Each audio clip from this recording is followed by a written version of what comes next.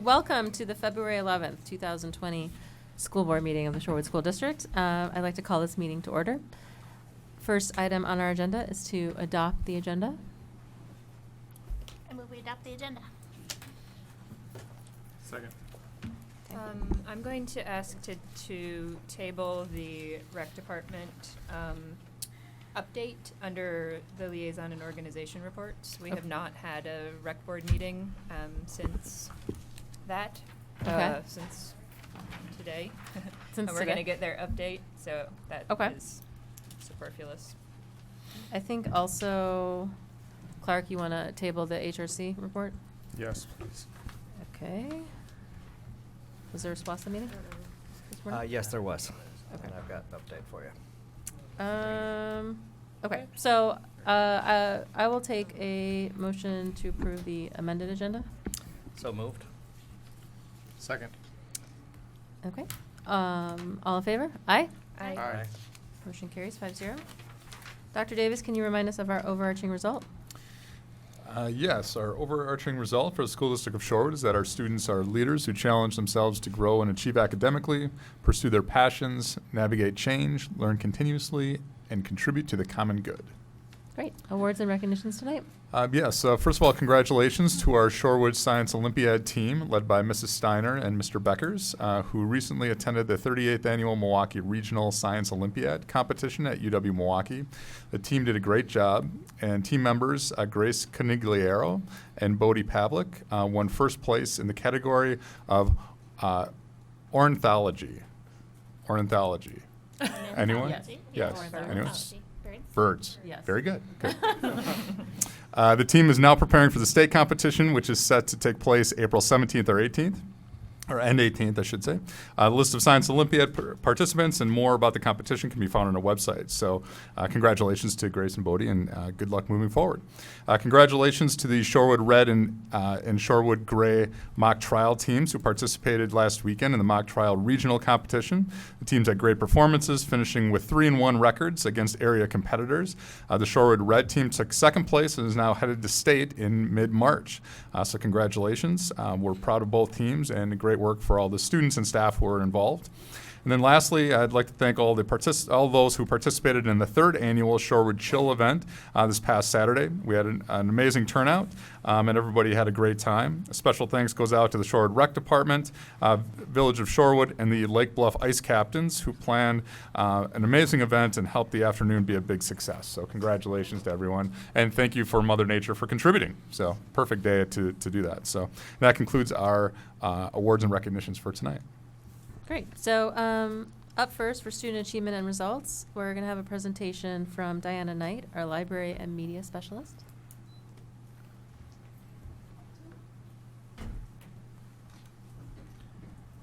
Hi. Hi. So we're here to tell you about the fun things that are happening in the library and the updates that I've kind of put through. And so I'm still waiting for that to pop up. How much longer? Okay.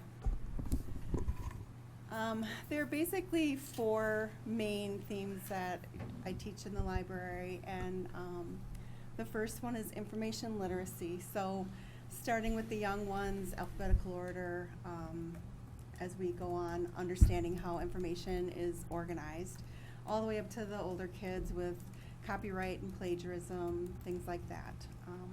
Then the second one is digital citizenship, learning how to be responsible citizens online and using technology everywhere, not just in the library. Incorporating any type of technology that I can in the lessons, and some of the devices that we also have for use in the library. And then last, but certainly not least, is the love of reading, and any way that I can incorporate read-alouds to go with the other 3, definitely do that. I really like to work with STEM, STEAM, and STREAM. I'm thinking more towards STREAM because that also incorporates reading and research with the other things. And then I just added a few pictures there to kind of show you some of the things that have been going on.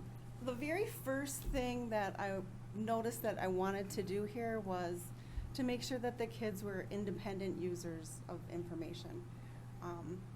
they seem to need a lot of help finding books, knowing where the books were. So one of the big changes was adding signage so that they could find that out and practicing with that.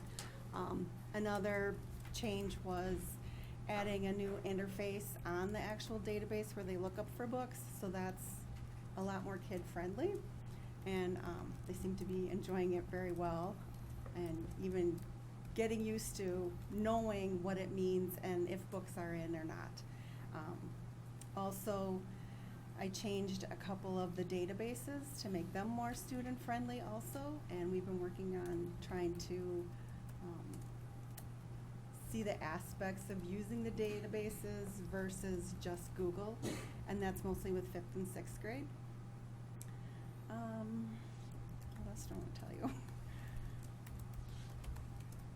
So you can see in the pictures, some of the lessons have to do with the STEM things they're creating. They're being a little bit more critical thinking. Most of those pictures are from an inventor's lesson, and they're inventing something else. And then the one on the bottom, it was Thesaurus Day, so we use online thesauruses to rewrite nursery rhymes. And so they had to look up their synonyms to come up with these cute nursery rhymes. I think the kids got into that, didn't they? They like that. This is Elena Takas, and she's one of the students in 3-4. So I don't know if you have any questions for her about any of the changes. So Elena, do you remember me? I used to drive you to gymnastics. Wow. It took me a minute to She looks- recognize you. Yeah. She'd hop in the back carpool. What do you like most about your library time? I like using the iPads with a lot of the activities. Okay. And do you have favorite types of books that you like to read? Like nonfiction or fiction, fantasy? I like graphic novels. Graphic Oh, yeah. novels. Those are my son's favorite too. And so some of the things with the iPads, I purchased Osmos, and so there are different programs that we can use with math and literacy. One that we're going to start using next week is Osmo Newton, and that does more physics things, so the kids will do some Rube Goldberg things. Oh, so he's got some other pictures up there. So there's the Osmo. You got this one. They're using the words to try to guess the text features. So that was the lesson on nonfiction text features. I just want to show another one. Oh, library detectives there. They are trying to see what's on the spine there so that they can find their little books. They've got their magnifying glasses. They also had flashlights. They made it real fun.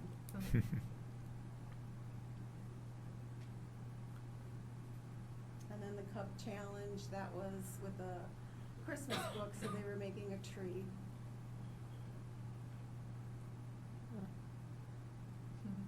And that was like the challenge to make the biggest tree. You want to do the Rubik's one? Over one more. Rubik's has a lending library where you can borrow a set of Rubik's Cubes, so I got the 2x2s, thinking that those would be the easiest to solve in the 30 minutes, really 20 minutes that I have with the kids. No. But not that many solved. I was just gonna ask.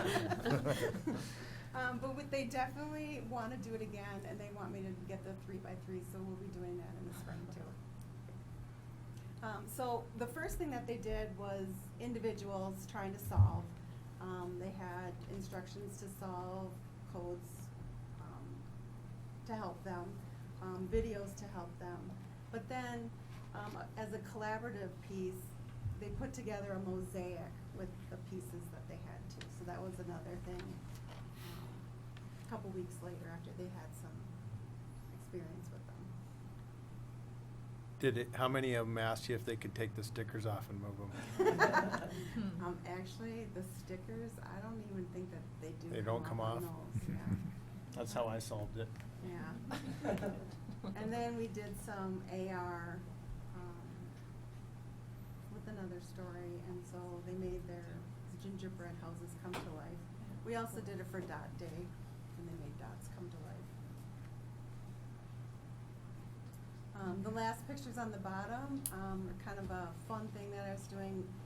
Whenever I have a large order of books, it's kind of hard for kids to see them all, because once we start to check them out, they're out, and they're out, and they're out. So I like to have a book preview.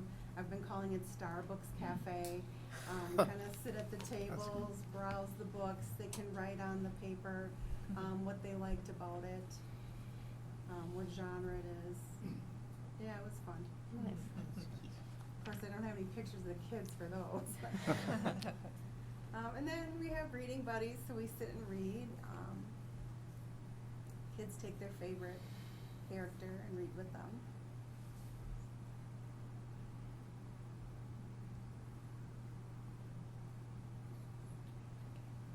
And I always try to have choice too, so they'll have an activity that they can work on, but if it's not something that I need to get an assessment on, then they can also read or any other activity that we have done previously that they want to retry.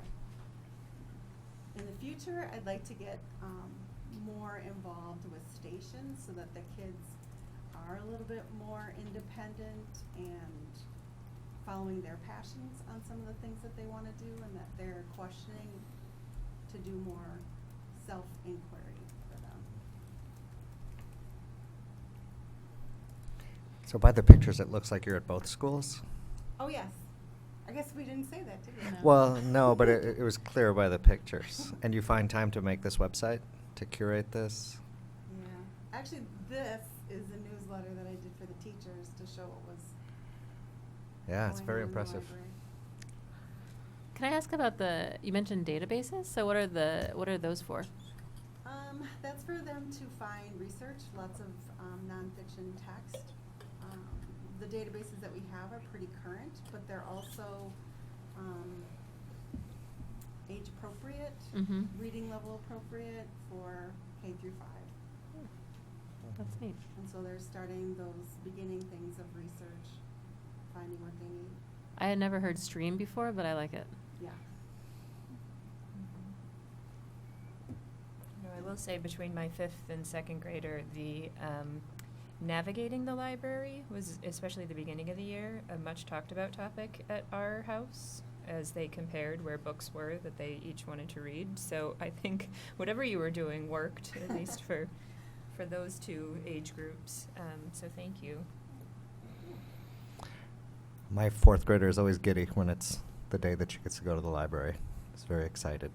If this question's for Elena. Elena, if you could take your mom to one part of the library or share one thing there with her, what would you do?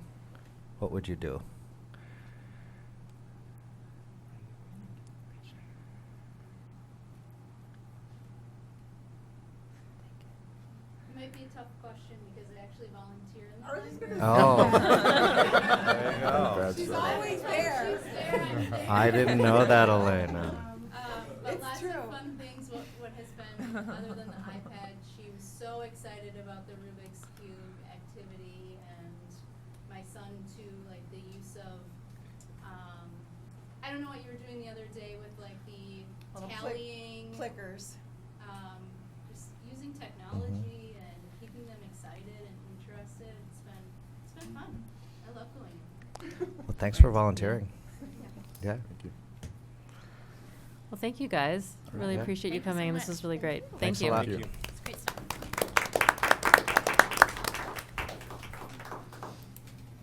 All right, up next is our first opportunity of public comments.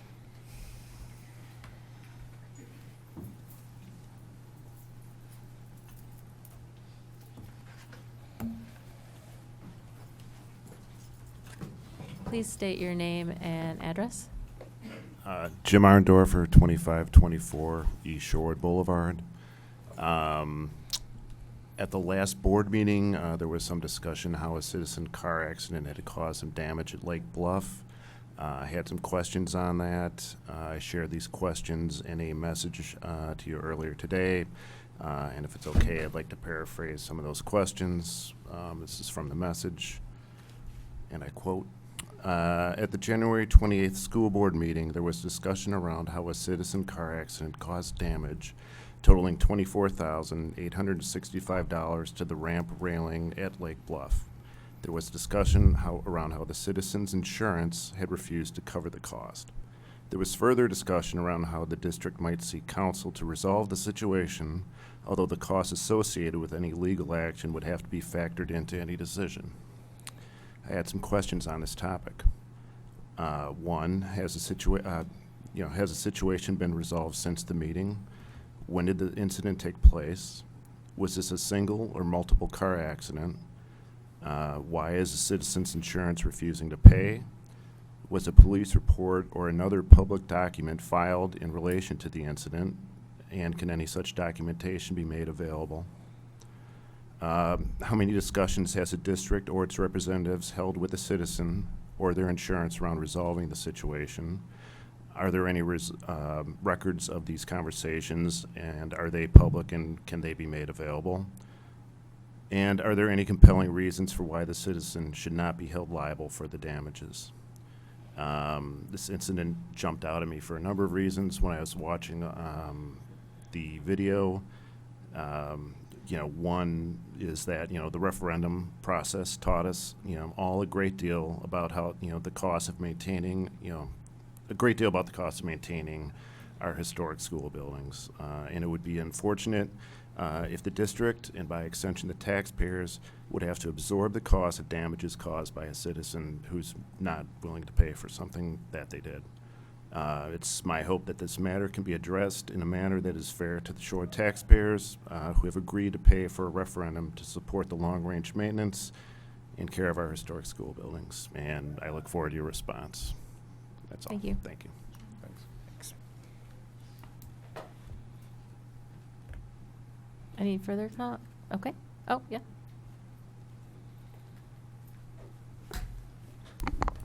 Hi. Hi. I'm Mike Halloran from 4138 North Maryland Avenue. I'm also a high school English teacher here, as you all know. I came to talk to you today about, about something more sort of from the heart, not from a place of knowledge, but from a place of feeling. And I want to start with a comment of gratitude. I want to thank the board. I want to thank the district leadership and all the people that were involved in bringing the Children's Wisconsin Partnership to Shorewood schools and in bringing mental health professionals right into our buildings to help our students. 5 years ago, I had a class of freshmen, and in about a 10-week period, 3 kids just weren't in class anymore and got sort of cryptic emails about the fact that they were in seeking inpatient mental health care, and when they were going to return was an open-ended question. And I was, by the first email was upsetting, the second email was concerning, and by the third email I ran into Joe Paddock's office and said, "What's going on?" And he said, "I understand." We talked it through, and we talked at that time about something I have here, and you probably all have it or know about it. So it is the DPI framework for mental health delivery in public schools. I recognize that the work that we're doing with Children's fits nicely into any one of a number of the delivery models that they outline here. So thanks again to Julie Harris, anybody else who, I know that she kind of closed the deal on that, anybody who started it, the board for approving it, all of the work that needs to get done to maintain this. And my ask of the board and of the community is to start thinking in earnest now, and you may be already. So this is not from a point of knowledge, just from a place in the heart, but to start thinking now, if you would, about how to fund this program starting 2 years from now when the relationship with this grant goes away. The need is real. The schools are really, really well-meaning, full of people who care a lot about our students, but who lack the clinical expertise that our new colleagues bring into these schools, and they can really help. The analogy I use just with myself in trying to work with kids who struggle so mightily with any one of a million different mental health needs is I always feel like I'm swinging a baseball bat in the dark. and I swing, you know, I'm trying really hard, and I swing, and most of the time I just miss. Some of the time I connect, and I can help somebody. And then sometimes, you know, because you're swinging a baseball bat in the dark, you connect the wrong way, and you can actually do some harm. And I know that our mental health professionals and those colleagues can help us, you know, swing in a lighter room, if my analogy makes any sense, but to learn a little bit more. And I'm looking forward to that, and I'm really desirous of continuing to work in a place that is going to be committed long-term to the good mental health care for our students. So if we could find a way to start budgeting now or planning now for what starts roughly 2 years from now, that would be great. If there's anything I can do to help, let me know. Yeah. Thank you. Thanks, Mike.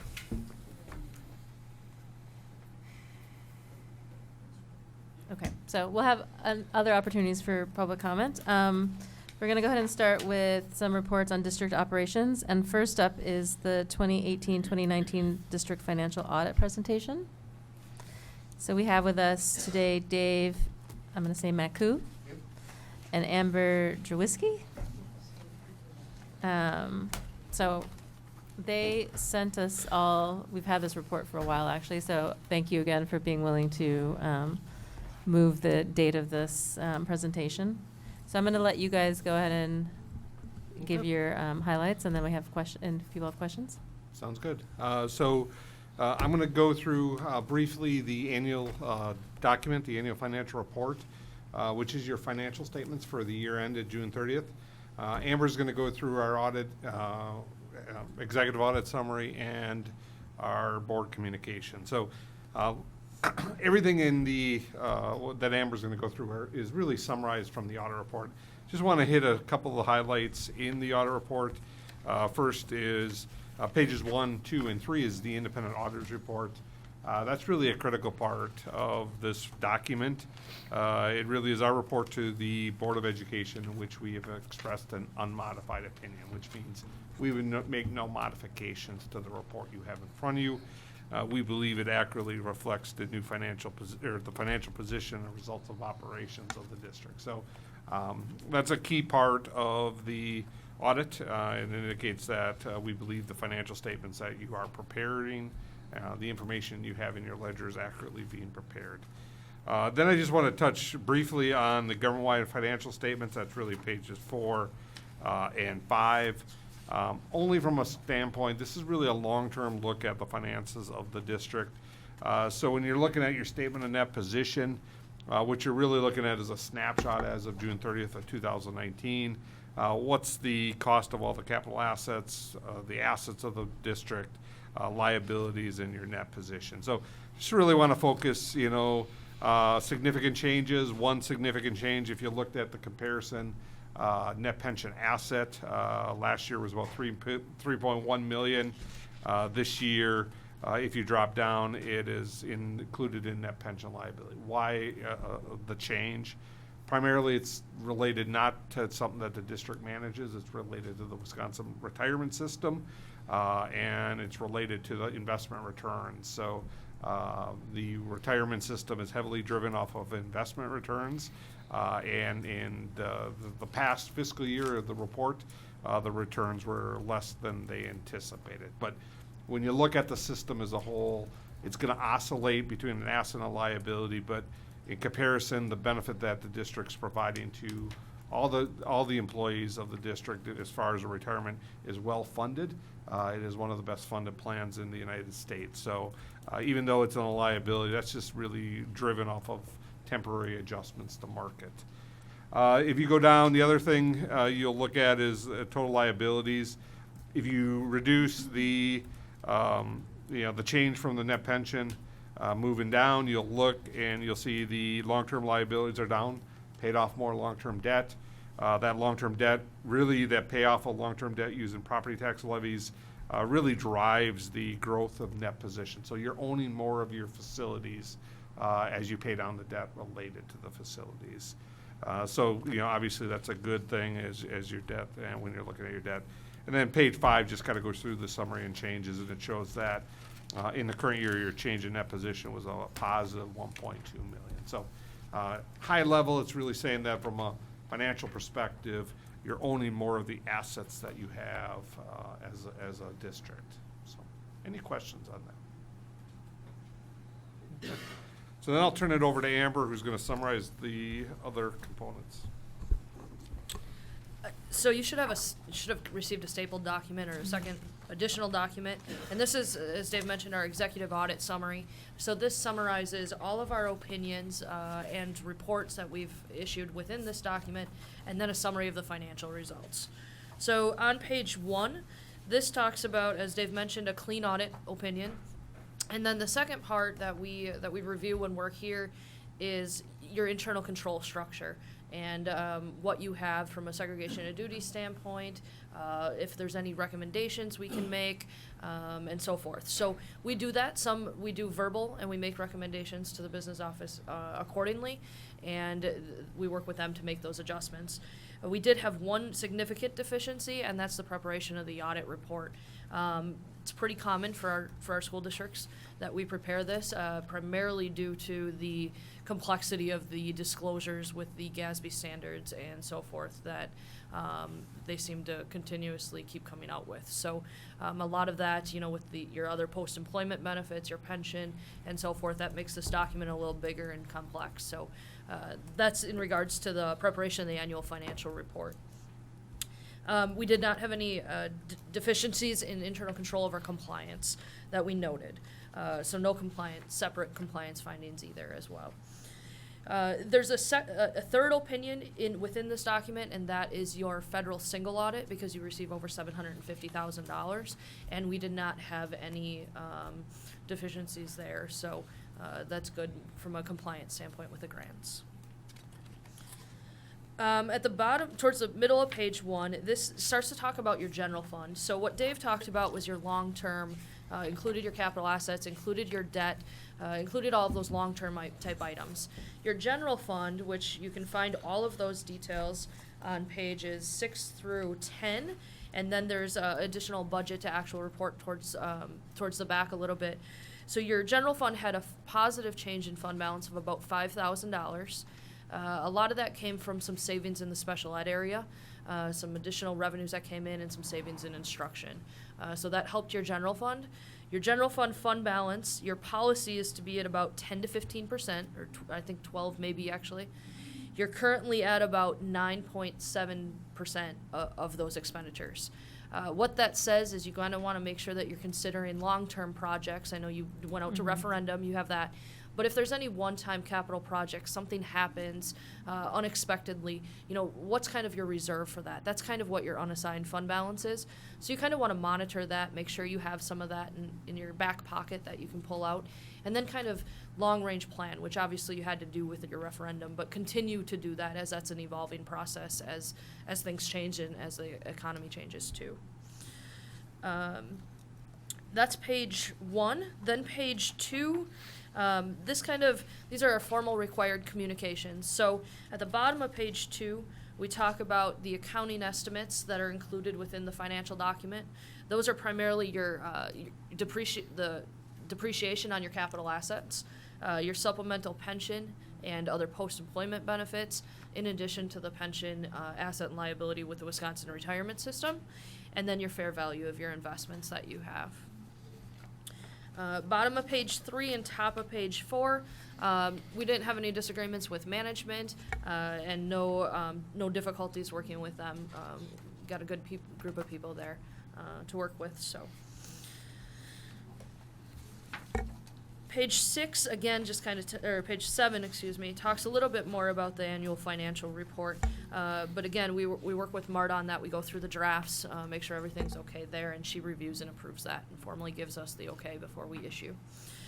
Page 9, this is kind of where I talk about the fund balance. This is a graph over the last 5 years of where your fund balance has been. So you've seen a little bit of an increase over the last couple years, a little bit of a decrease from 2015. But at the bottom, we recommend, and this percentage can change, and everybody's policy is slightly different.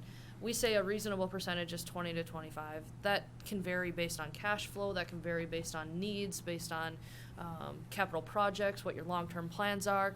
So a lot of districts we'll see maybe are more in that 15 to 20% range, but your policy is not off kilter, but you want to make sure that you're staying within that. So kind of to revisit that. But this gives a snapshot picture of that. And then page 10 will give you a graphic picture of where your sources are coming from your revenues and your expenditures. Primarily, your revenues come from property taxes. Obviously, the higher value that you have, the lower amount of aid that you get from the state. And your expenditures, obviously, a lot of it is instruction and support services that you have. So, any questions on the financial part of that? Can I just ask so just to be clear, like the deficiency in the preparation. So this is something that like we've had pretty much every time we've done this, correct? Yep. So is this, I mean, and so it's not, I guess the expectation is not necessarily that we're not going to have it, because we're going to continue to ask you guys to assist with this. So I guess I'm trying to figure out like why it's considered a deficiency. There's some of this might be with the transition too, because you guys have had some transition in that business office now over this year. So that is something that we will look at going forward of, could somebody prepare this if we gave them that, and what kind of GASB standards are in here and the complexity of that. So that's something that we analyze and we discuss every year and kind of go through that. So to go through that process with them. But I think in board policy, we want an independent auditor. Correct, yeah. That's Right. part of what we would. Correct. require. Yeah, okay. So it would be a matter of if we include this as a finding is really what the analysis is Okay. every year. So we could still prepare, Right. but we analyze the complexity and the preparation. Okay. Just to give you kind of a scope, I mean, we audit over 100 public school districts, and I don't believe we have any public school districts that prepare their own report. Right. It's just the timing, and some of the complexities with some of the DPI rules and that. So, Okay. So I mean, it is a kind of a standard, sometimes I get, well, why is it in there? It's really in there because these are your financial statements. Management does take assertions to it. But, there's some other information that we're assisting for. Okay. So that's, it's not viewed from an outside agency. They don't, like DPI does not view that as a negative. Right. So. The word deficiency is, I know. Well, not only deficiency, but significant deficiency, because in other financial audits, that's going to have more weight than it would in this arena. And I was going to ask us the same question. Okay. But just for clarification, so what you're saying is if we were to have our own staff prepare those financial statements, it'd be something that, one, you find in other districts, they have difficulty doing it themselves anyway, and two, it would be something that we would have to add on to what they're doing already. Correct. And I'm saying that because I was trying to plug our staff. I would actually be willing to bet that Marta would be able to, and her team would be able to do it, but I don't think they have the time. The challenge is oftentimes Yeah. when this is being prepared is budget time. Yeah. Getting ready for budget. They- So, Right, there's right. no- pick and choose. It's all the same There's time. no way that they would have the time to So, do that. and the reality is every year, like Amber said, you got to evaluate. But like I said, it isn't a negative. But the worded choice, and we're restricted to what we can call it. So we called it a material weakness. That's much worse That's big. than we would think. Management couldn't Yeah. take Yeah, ownership right. of it or something. Sure. So, significant deficiencies seen as exists. Right. Okay. Depending on where you're going next, I was going to ask a question about your testing methodology, but if you want me to wait, I can do that. No, the Okay. rest of it's informational. So. All right, great.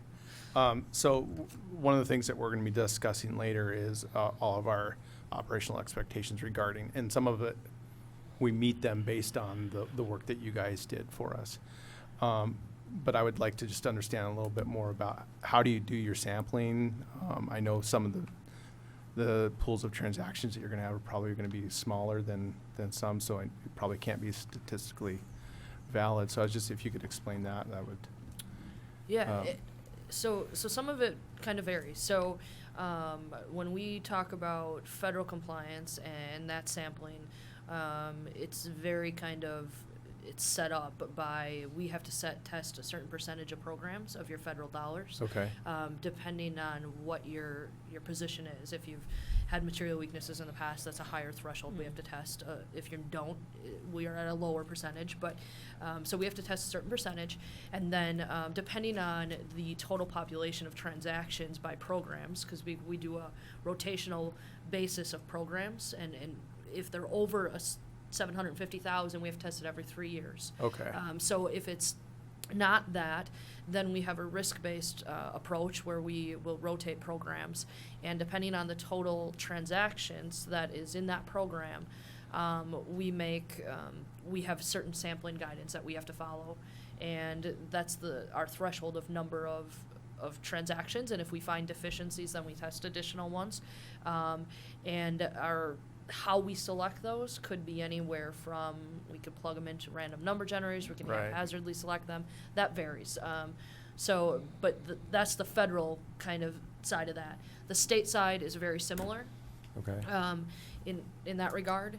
As for any other programs, we do look at your Fund 60, and that's kind of a little bit more risk-based. We talk with usually the business office, find out if there's any concerns, find out, are there certain programs or accounts, clubs, I guess you would call them, that we should focus more on, and then we take kind of haphazard samples, but also taking into account some sampling guidance that we're given from auditing standards and from the federal government on that Okay. regard. So it's going to be dollar threshold and transaction volume related, Correct. depending on. Yep.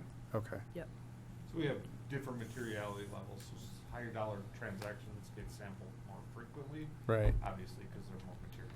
Right. So, but Okay. we do sample, and their sampling are statistically based, so they should represent. the So it should population. represent the population, even when it's a smaller, because you could do, every one you do represents the transaction, the population a little bit better.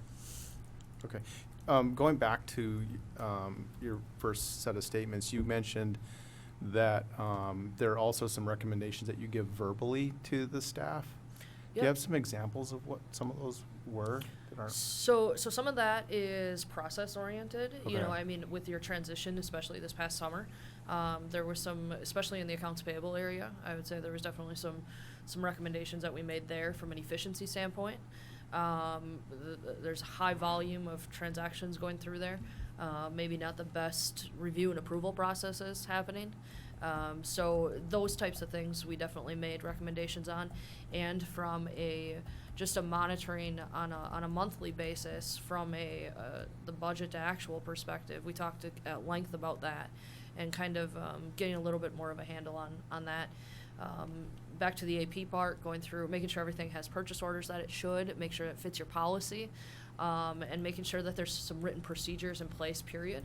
You had some new personnel down in the business office that kind of walked in with not a whole lot of written procedures, kind of getting that on paper, making sure that was something, if somebody walked in, they could pick up that job.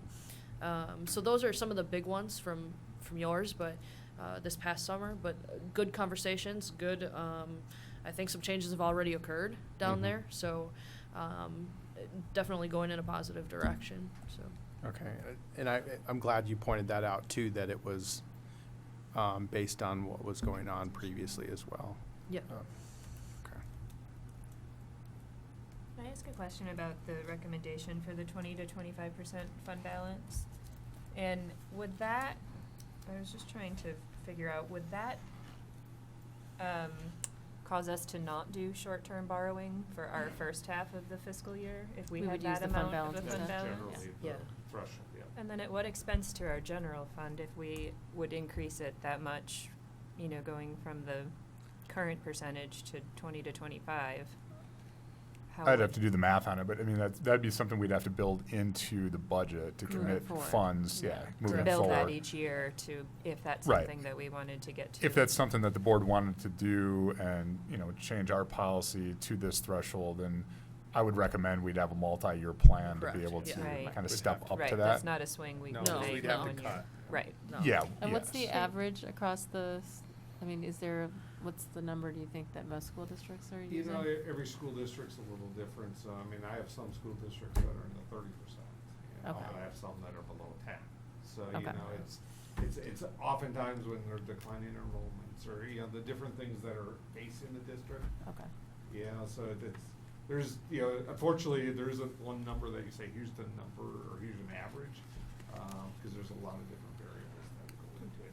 Typically, what you're looking at, or what I always point out, is look over a period of time, your financial performance, and keep monitoring that, because that's really what you wanna drive, you know, rather than compare yourself to someone else. Mhm. You know, 'cause sometimes, yeah, and I'll just use, you know, you may compare yourself to someone else and then you look like you're in worse shape, but maybe you've done all your repairs, or maybe you've done, and this place has buildings that are ready to fall apart, and you can't see that in a financial statement. So when you look at yourself, you look at yourself over time and what you're trying to accomplish from a board perspective, and what kind of direction you're looking for, and that's the best way to manage progress.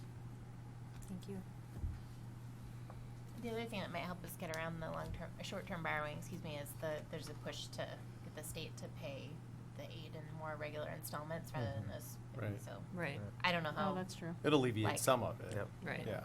I don't know how optimistic we should be about that actually happening, but Yeah. if there's a push for Other that, I know things in there was play a there. WASB resolution about it, so. Right. Right. Yeah. But some of it also relates to your funding.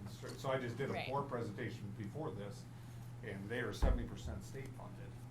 You're 58% property tax funded. Yeah. Property tax funding, Oh, you're right. not getting Right. until now. Right. Right. Right. Versus Got state it. funding, you do get a little, yeah, so. Earlier. Well, that's a good it- point for it- us, yeah, right. It's really your funding that's why that model on where your source of funding is important. Right. When 58% comes in property tax, that's really, you're really not getting that until after, your last payment comes in after the fiscal year, so. Right. That's why even how you compare it changes, so. Sure.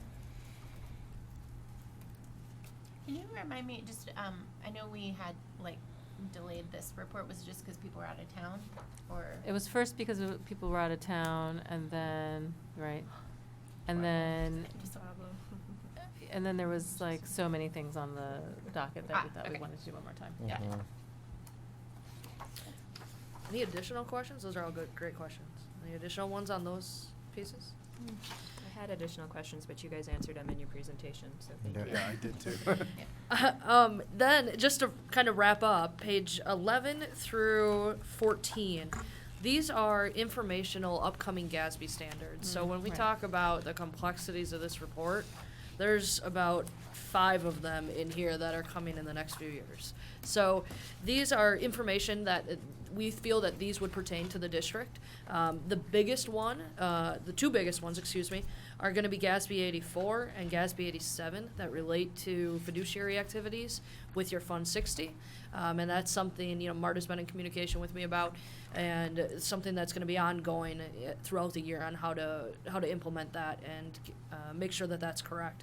The next one is GASB 87 that will be effective for next school year in regards to leases and leases and contracts that would pertain to the district. So that's something that over the next few months we're going to be in touch with Marta and her team and make sure that you have everything in line in order to implement that, because that's going to change some things, and especially some things that you don't typically think about that would fall underneath this new GASB standard.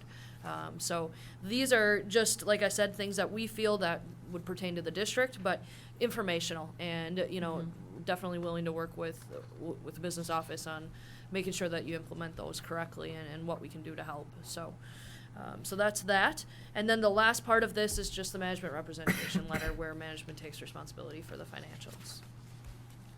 I just want to, kind of conclusion unless anyone has any questions. I think it's important to realize, obviously we had some turnover in the business office. From our perspective, the audit went very, very well for having turnover. Sometimes turnover creates conflict. We thought that, just want to let everyone know we believe that the audit went very well with the turnover, and obviously it's reflective of the staff you have there. So. Thank you. Thank you. Thank you so much. Thank you. Yeah. Thank you. Speaking of the budget, Marta's going to give us the 2019-2020 budget year to date.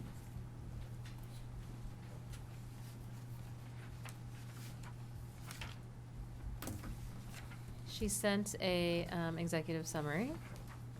So unless you have some highlights, I'll open up for questions. Any questions? Oh, yeah. I'm just trying to get there. One second. Sorry. It's a lot of scrolling here. One second. Oh, I think my general question, Marta, was anytime we had purchase services in our line items, as we got through halfway through the year, and it didn't really, there were a couple funds that had it. Do you feel like there's any, where we sit now, is there any risk that we're running a risk of being significantly over budget in those areas? Only because it looked like we're about halfway there, in most of them, but one of them, and I was trying to find it, but I've taken too much time strolling through it, but how do you feel we are sitting in the purchase service areas? Because it seems to be the one we can control the least, right? So actually what I do every month, I compare month to month. So I run a report looking at last year's January to this year's January to kind of see where we are. The variance you're going to see is in, purchase services, capital improvement, Right. things of that nature.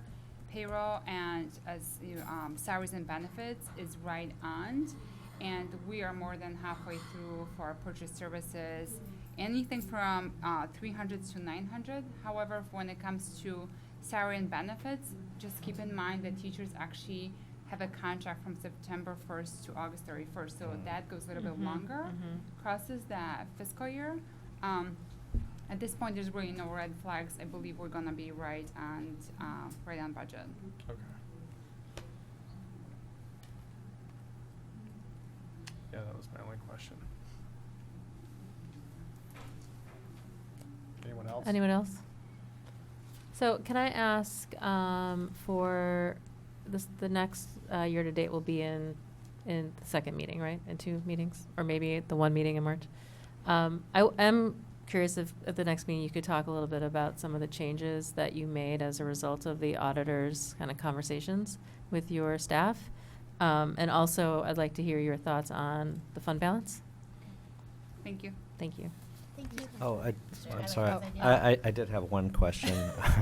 And the president of the United States just put out a new budget, and I'm looking from the 2018-19 to 2019-20 year.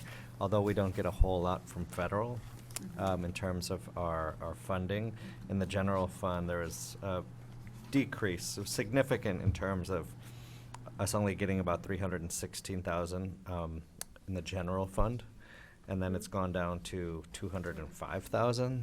Is that kind of a pattern you're seeing, and can we expect that to be either the same or maybe even smaller? So this is actually due to school safety grant Okay. that you had in the prior year, and Okay. you don't have it in 2019-20. Yeah. Okay. All right. And I Sorry. guess I did, yeah. Nope, keep going. No, I wanted to just thank you for managing a very difficult transition and doing doubt. so in such a beautiful fashion. And you were the business manager of the year prior to coming here. So we're very lucky to have you. And I mean, I speak for myself, but I think I represent the board that we're honored to have you here. So thanks you for so all of much. your work. Yep, thank you. And with that, I actually had one more request. But I didn't want to interrupt. No, I that's agree fine. 100%. In addition to, I don't know, maybe the timing doesn't work, but, and you can just let me know, but getting a kind of a status update on where we are with the GASB 80, 84 and 87 tasks that the others were talking about. I don't know if the next time is, Those are, What? I think, upcoming, so. okay. I mean, we can just put it on the list of, because Right. Marta gives us updates on different things every time, so Okay, add it great. to the list. Thank you. Thank you. Thanks, Martha. Thanks. Okay, another report that we postponed, so thank you guys for being patient with us. Recreation and Fitness Center. So every year, they come and tell us about how things have been going there.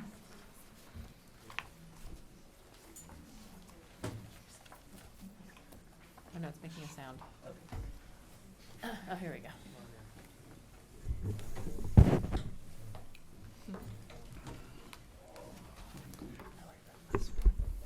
Good Yeah, I know, evening. it's cool. My name's Jody Brooks. I'm the Recreation Director, and we brought the whole team tonight. We have Katie Harn, our Recreation and Fitness Center Coordinator, Justin Calvert, our Recreation Supervisor, David Winger, the Fitness Center Manager, and Megan Phelan, who is also a Recreation Supervisor. We're actually going to take turns going through our report and giving you an update from the 18-19 year, which is actually September 1st, 2018 through August 31st, 2019. With the way we run programming, that makes the most sense because that gives you fall, winter, summer, and we don't kind of double dip into numbers from year to year. So to begin, again, the Recreation Department, we provide programming for all ages. We use district facilities along with some of the village and even, I guess, county facilities for some programming. What you have in the annual report and what we'll show you are some participation and financial numbers from the time frame that I mentioned. Here are a few pictures for some programming and a little bit of a explanation of our mission. We're involved in the fall and spring yard cleanups. That's yoga at the beach up there on the left. That's a really cool picture. We're trying to use as much as possible. Swim lessons, and then Kathy Papanow with her her cooking classes that she held in the summer. From there. So, as Jody said, Justin Calvert, Recreation Supervisor. I'm here to talk about our Shorewood Community and Recreation Advisory Committee. So, as you can see, the list is on the bottom left-hand corner, and that is from the 2018-19 school year.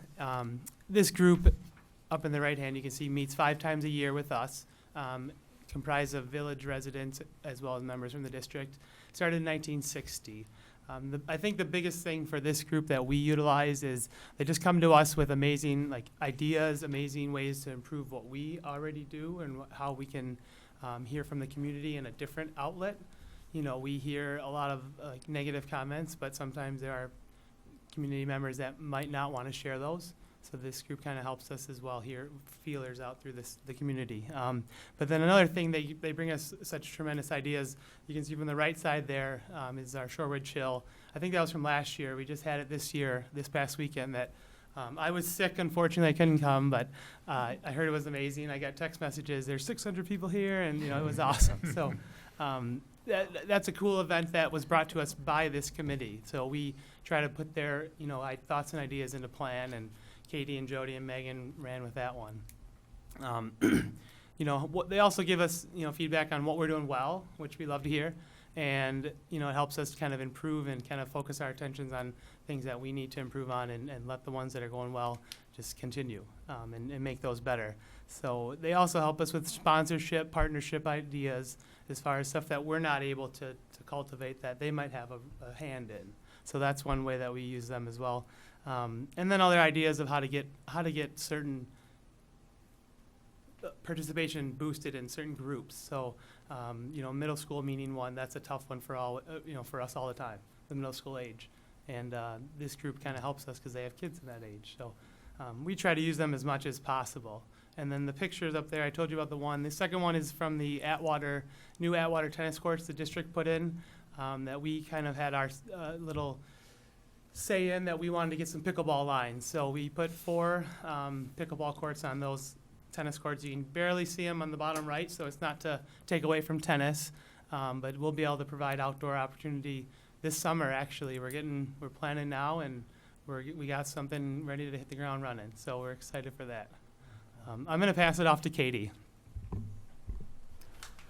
Okay, so during this year, we offered over 900 year-round programs. This gave us a total of 5,529 participants, and of those participants, 78% of them were Shorewood residents, so that's good there. And then just some of the programs that we highlighted here were that's the ballet and tap program. Then we have the Dream League that Justin did. That was the first time we did it, and it was super successful. So we had that, and then the pickleball, which we offer on Saturday mornings.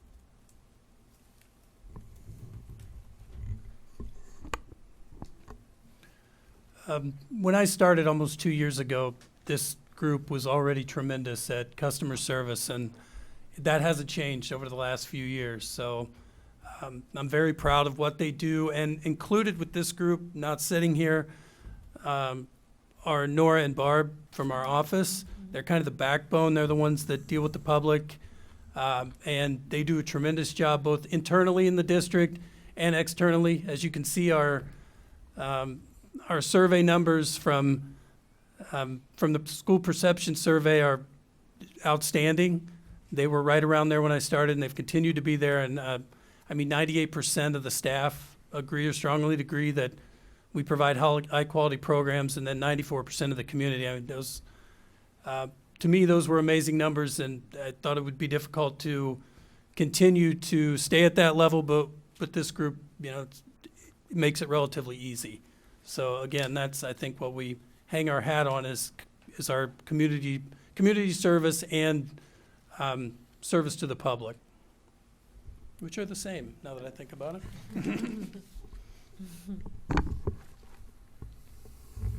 Okay, so for volunteers, we do continue to oversee the volunteer program for the entire school district, which, as you can see from our numbers, we have over 1,100 active volunteers, which includes all 4 schools in the district. But with that, we also have our teen volunteer program that we oversee with just our recreation department. So that is mostly in our summer programs that will help out with all of our classes that we decide we need some extra help on, which is a great way for us to get to know the kids, have them work. It's for grades 7 through 12, but normally on the lower end of that. And they can come work with our programs, get to know how our department works. And then we have had success hiring those individuals once they're old enough to have the paid jobs too. So that's been a really successful program for us. It says 533 hours of service. That's just what was logged. So as much as I encourage them to log their hours, that is a pretty good number, but we do have even more of that are volunteering with our programs. So that's been successful still. Then we had a recognition event on May 16th, which the past several years we've done that combined with the Village of Shorewood to put on a nice evening that we can recognize some of our volunteers, which also includes tickets to our drama performance in the spring as well. So we're working with the drama department with that. This year was Nancy Beck Bamberg, who received this year's Spirit of Shorewood Award, which we give one volunteer from the school district, and then the village gives one volunteer that award as well on behalf of the village.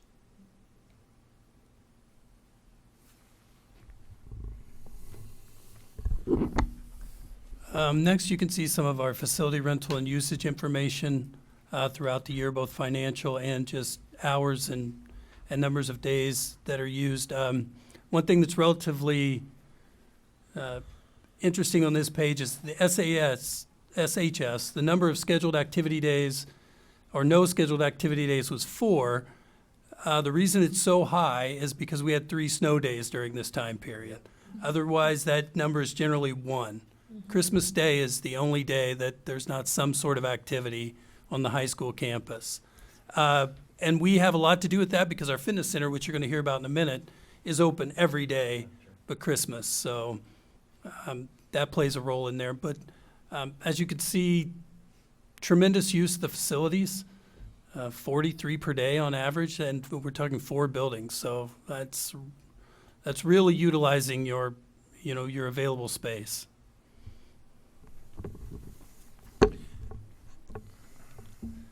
Can I ask a question about that real quick? Sorry. Sure. So that available space, is that including that's just buildings, right? Mm-hmm. Okay. As far as and potentially The track. the track and the Okay. field too would be Okay. included in there. Yeah, the football field rental you can see is, almost $25,000 last year. Oh, I see. Gotcha. Wow, that's crazy. Go ahead, sorry. Mm-hmm. All right, the district here has a good following with employee wellness, coming to the fitness center and using that as a means to get their workout in. But what I'm excited about is the student wellness portion, because we're finding that so many 7th, 8th, and 9th grade students are starting to come to the fitness center, and that goes right with our mission to promote the vitality, health, and well-being of youth, student athletes, and adults. So that's something that I like seeing, that 285 annual student memberships going up from last year. And then with that, we did have 2 strength classes for employee wellness in the aerobics room and kind of outside by the front lawn area. They weren't as successful as things have been in the past. About half were just public, so just residents of Shorewood. So that's going to be something that we look at in the future here, moving forward, to try to increase what we can do as far as classes go for employees. Next. Can that partner with the new health program too, for wellness? Like, that can be some of the activities they can do for their For the health insurance? Yeah, right? Can't it? Mm-hmm. Yeah, I mean, those are things, and we're continuing just to package that. But yeah, we definitely want to complement our facilities with things that staff could do. Yeah, we'll be starting a yoga program at Lake Bluff within the next few weeks that we have some pretty decent interest in, at the urging of the staff at Lake Bluff. So good. we're hoping Great. That's great. to have some success there. And one of the things coming directly from not only our health insurance, but our partnership with Children's Hospital is just completed a staff survey on wellness and what activities that they'd want. So our consultant that we're working through with the grant is working with each one of the building leadership teams to talk about, like, what specifically at your site would you like to be able to see as an activity. So like, you know, the yoga at Lake Bluff is an example of that, and then other activities will pop up. Some of those may include, you know, the fitness center in addition to some of our other spaces. Oh, yeah, so that should help you with that, for sure. Well, I applaud your flexibility, and you always look for ways to say yes to things, even if they don't work out, right? You tried it. You're going to keep trying it. You might refine it. It's excellent. I mean, 43 activities a day that come out of your office. It's quite impressive. Some of those are rentals, to be fair. They're community use.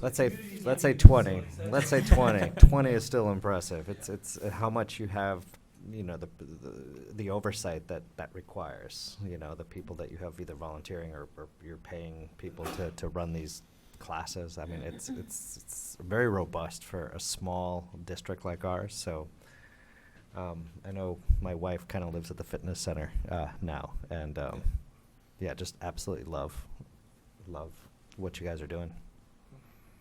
Can you go next? Do you want to take it? I can't really get up there. So the fitness center had a total of 2,457 memberships in the 18-19 year. And there was like 199 check-ins per day. So I think that's pretty good. And then 1,730 Shorewood residents came from those memberships. And yeah. And Do you want to add? Yeah, I would like to clarify what total members means is that different individuals that visited the fitness center, so whether it's like a day pass or a week pass or a full-on membership, that's why that number is that way. And of that 2,457, 1,730 were Shorewood residents. And then just pictured down below, that's Hamza, one of our fantastic trainers, and that's a big key for us is the personal training. Last year was one of the biggest years that we've ever had at the gym, and that's going to be something that we continue to try to grow as much as we can.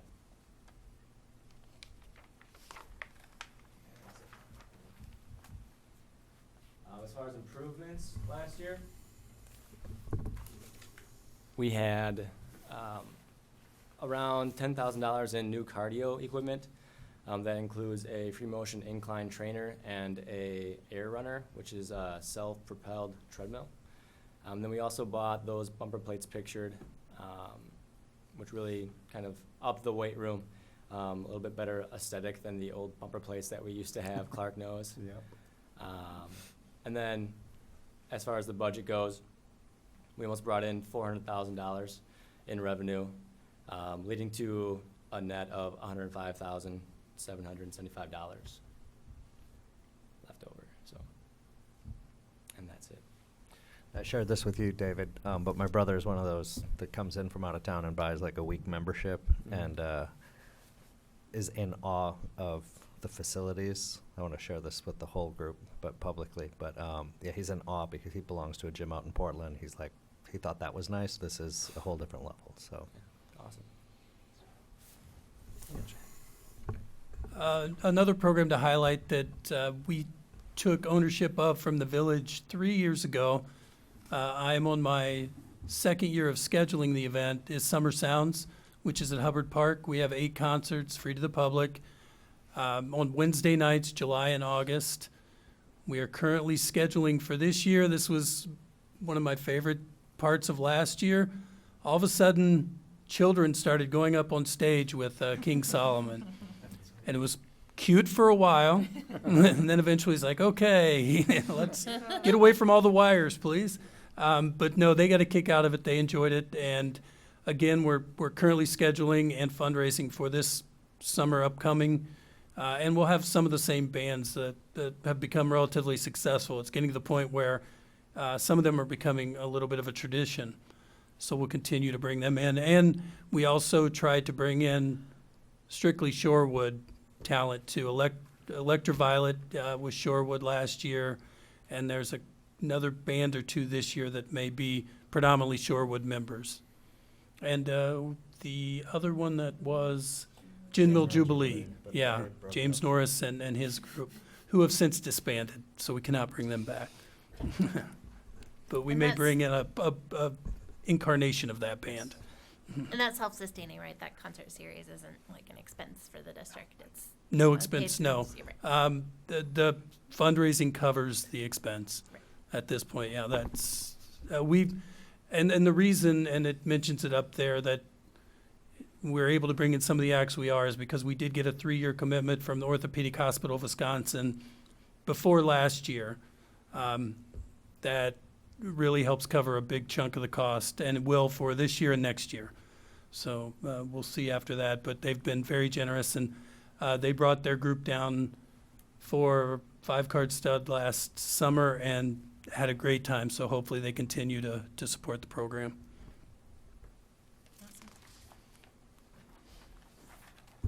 And excuse me. Lastly, we're going to talk about a couple other notable items. So, as I spoke of that SRAC group earlier, excuse me. One of our members on there, Tim Vandermel, came to Jody and myself about this idea here. Mr. Doherty runs our minors and majors baseball program. This year, he's coming back, year 43. So, unreal, commitment to our program in this community, and that group kind of wanted a way to show that. So they brought that idea to Jody. And actually Ted Knight was pretty instrumental. And Ted Knight. And what we came up with was, let's start a GoFundMe, see how we can fundraise money to put together a scoreboard over at Lake Bluff in honor of John Doherty, and call it the John Doherty Field at Lake Bluff. So it took off pretty quickly. I think we raised the money in under a month or so, or right around that.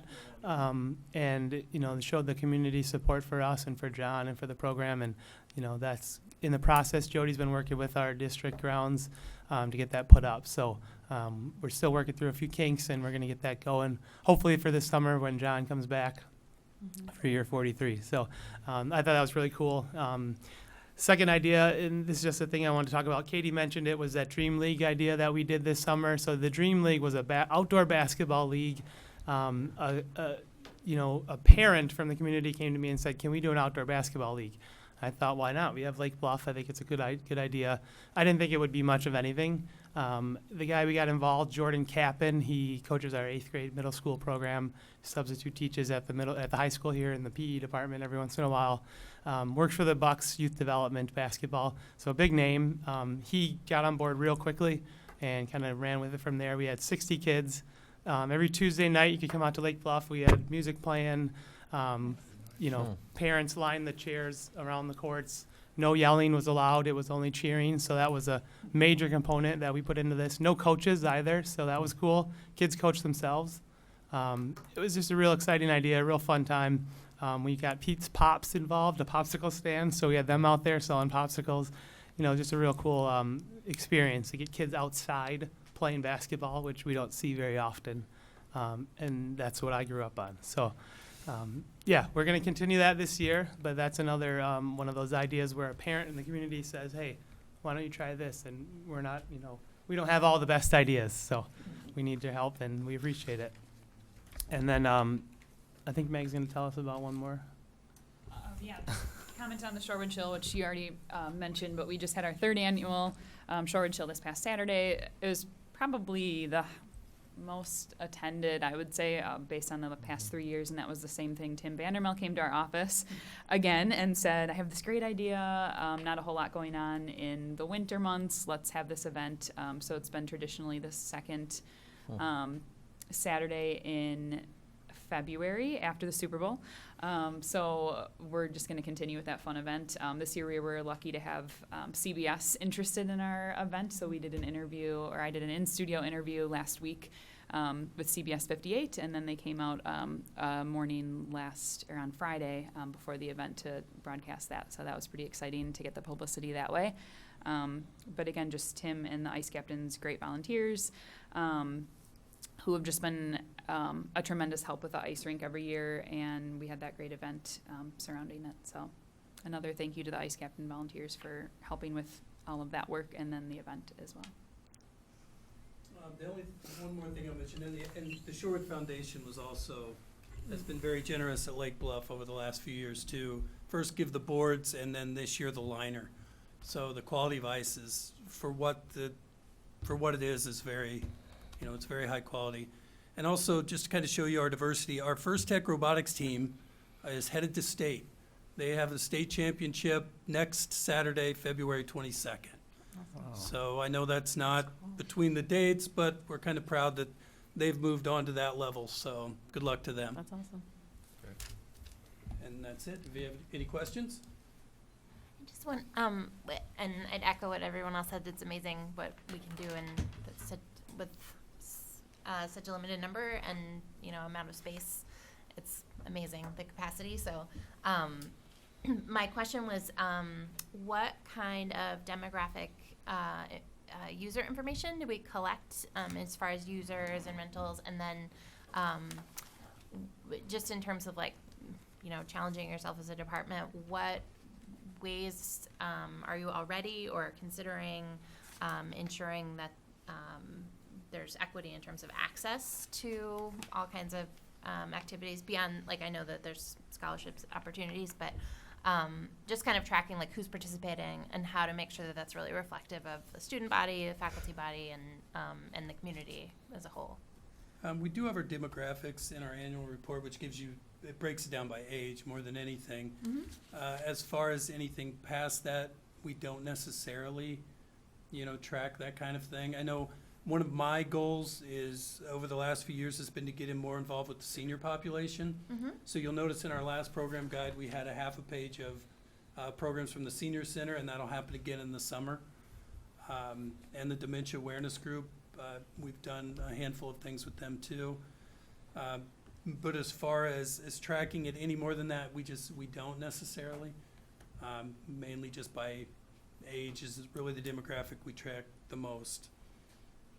Do you think, in terms of registration, have you ever talked about, collecting race, income, any other deeper demographics, even just optionally for people to help us track who's I using? don't know that we have. You guys know the history a little bit more than I do. Is that anything that's ever been brought up in the past? I believe we did look into it, but it wasn't an option with our registration. Yeah, that would have been my guess too.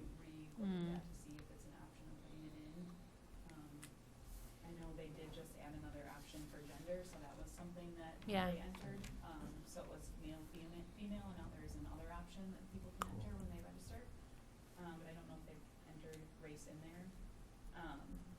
But then we do, as far as financially, and I think that was something that you asked about too. We do offer discounted programs for people, anyone who asks for it.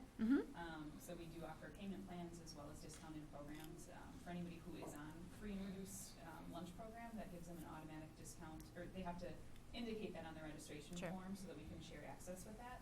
But that does include a $10 discount for the majority of our programs, excluding certain things like vendor programs and things that we have to pay directly to. But we're happy to set up payment plans, and especially in our summer with our summer supervision programs, we set up a lot of payment plans. Where we Right. can work with any sort of financial plan that a family would have. They just have to put a little bit down, and then we work with them every week or every couple weeks to get payment for that. So, as well as just reducing programs. If somebody comes to us and wants to participate in a program, we're happy to work with them in that way. Great. Yeah, and I would, another sort of challenger question, I guess, is whether maybe with some of the renovations that we're doing around ADA accessibility, maybe that opens up more opportunity for people with different abilities to participate in programs that maybe prior weren't open to them just because of access issues. So I hope we can continue to expand. I mean, you guys are always doing a great job, so I feel like this is sort of next level questions. But again, really, I think we're lucky to have this department. Thank you. Thank you, guys. Thank you. And then last report, Brian has a facilities update. Yeah, and it just provided a summary of our latest work with our referendum progress, I would say. One of the major things is as we talked about, I think at our last meeting, bringing on Mike Huffman and his crew as part of our team. So we've had a couple of district management team meetings since then. Mike sat in on his first one today. Carl Kramer is also on his crew. Carl will be part of our boots on the ground, really working closely with Tony on a day-to-day basis. But Mike sat in today with the architects and construction managers as we talk through some of our scheduling plans that we have right now. So we're in the process of looking at each building and thinking through the scheduling that'll start right after school is out this year, and to be able to just get a sequence of building uses and transitions that we'll have as we go through our renovations and part of our construction. So that'll take essentially the rest of the month to be able to get that schedule taken care of. We should be able to have an update for the board at either our March meeting or our first meeting in April as far as what that schedule is going to be. We've also met as a communications committee, got that group back together with Paru and Hillary were part of that, to be able to get out, think through what communications need to occur. This summer there'll be some pretty significant changes to areas that we'll have access to just because of a lot of the construction at the main entrances at the elementary schools and at the high schools. So we'll be able to get a clear and concise schedule out to people and some clear directions about where programming will be. Jody has been an integral part of that, just thinking through summer school programming and from the rec department, and then through our actual summer school programs. So that's a work in progress right now, but we'll make sure that we get that communication out as soon as that is solidified. So I would just say as one meeting in, it's great to have Mike and his expertise, his team to be part of the conversation, to be able to have another set of eyes, and it certainly will be very beneficial to have Carl there when we get to the day-to-day work as we go. So at this point, our rhythm is every other week meeting with the district management team. Once we get construction started, there'll be weekly meetings and with those construction teams just to get updates and work through any issues that come up. So that's the latest. Any other questions? So I guess I was looking and I couldn't find my notes. But you guys will be, there's a couple of, I guess, meetings community events that'll be happening as well as part of the kind of referendum movement. So one will be, I think, another opportunity to have like an open meeting and have communication around what's going to be happening. And then we will also be having a groundbreaking. Did you write down the date? I couldn't remember. I don't believe a date was solidified yet. We picked, Yeah. Well, we were looking Was at a it? date. The end of May. Yeah, Correct, okay, maybe we yeah. don't have a I date. don't know if we finalized it. But that'll be kind of like the big ribbon cutting. There's going to be a confetti cannon type thing, so big deal. You So said there will be like another town hall? yes. Okay. So in addition to kind of all the other ways in which we'll try to start putting out communication, but I think the thing that we kind of spent our time on is just being sure that we have, what we really want to do is start thinking about the solutions to some of the issues that are kind of going to come up around summer school and summer programming. with the village and the police to know like how we're going to get people to where they need to be, given kind of the restrictions. Yeah. So. Yeah, so part of my follow-up will also be with the village administrator and the police chief to talk through some of those Yeah. details over the next couple of weeks. So. Okay, thank you. All right, next up for our first action agenda item is our always favorite topic, the 2020-2021 district calendar. So I will take a motion to approve. So moved. Second. So Tim, do you want to tell us about any significant changes or highlights to this calendar? Absolutely. So this year, taking feedback from last year, we did involve some parents in our committee calendar creation process. I was able to meet with some of those parents to actually do a quick presentation on the ins and outs of calendar making, which I will tell you is riveting. I would share it with you, but I'm a little bit worried you might steal the really great work I did there. And then we created the 2021 calendar. This is by no means a consensus calendar, but it is a calendar that represents some of the feedback that we did receive from parents and staff members. It's difficult to get the perfect calendar that makes everyone happy. So really what you're gonna notice, we had 2 weeks off this year for winter break. We were not able to make that happen for this upcoming year. How come? Yeah, I'm not gonna approve. Because, no, I mean, You we can end, I still take think, your June 6th, 7th, right? Next 2021? Was that a little earlier than we were ending this year? I'm sorry. All right, so for the 2021 in June. Yes. We're slated to end June 9th. June 9th. And Yes. this year we're slated to end June Thursday. Okay. June Thursday. June Thursday. I don't know what date that is. June It's 10th. 11th. Okay. 11th. All right. So we could move it back a day, and then we would go to we would go on vacation December 22nd and come to school on the 21st, Monday the 21st, for 1 day. Oh. And the alternative would be to just push it out a little bit more in June, right? Yeah, I mean. Oh. It's a Jack? little nitpicky. No, I'm- You weren't I'm- on the committee. I wasn't on the committee, but I'm asking, and Jack is, I think Jack has a thought. I mean, I did like the 2-week break, but Sadie was saying it was long, but I mean, I think that like this, I think I'm okay with this just because you come back for 2 days and that's when they're having tests. If we have it on the 18th, I mean, people are just like going in trying to get it done so they can go to break. So, I mean, I think just if it was long. So I think this 3 weekends, I'm just gonna say. I will say we had some parent feedback around the idea of starting winter break on December 19th for some of our working parents was going to be difficult. Yeah. Okay. To have that long of a break. Mhm. So I just want to raise that up as a valid concern that we fielded. And then the other thing that you'll notice for our high school students is our semester actually flops down a week. The semester end actually goes to the 21st, which is after MLK Day. Historically, we have had the semester end before MLK Day. And this brings equity to our semester courses. In other words, the amount of days in semester 1 and the amount of days in semester 2 are closer aligned by doing that. So I saw on the calendar too, usually for the week of exams, which would be January 2021, the 19th, the 20th, and the 21st. Mm-hmm. Usually there's 3 days for the exam period and then another day for review. Yes. Is there, I mean, would we be able to move one of those in-services to a different day? Just That, because- yep, it's a great question. So January 18th is MLK Day, and we felt incredibly strongly that we do some professional development around equity and honoring Martin Luther King Jr. and what he represents and does for our staff. We felt very strongly that we've done some really great professional development on that day, and we'd like to maintain that.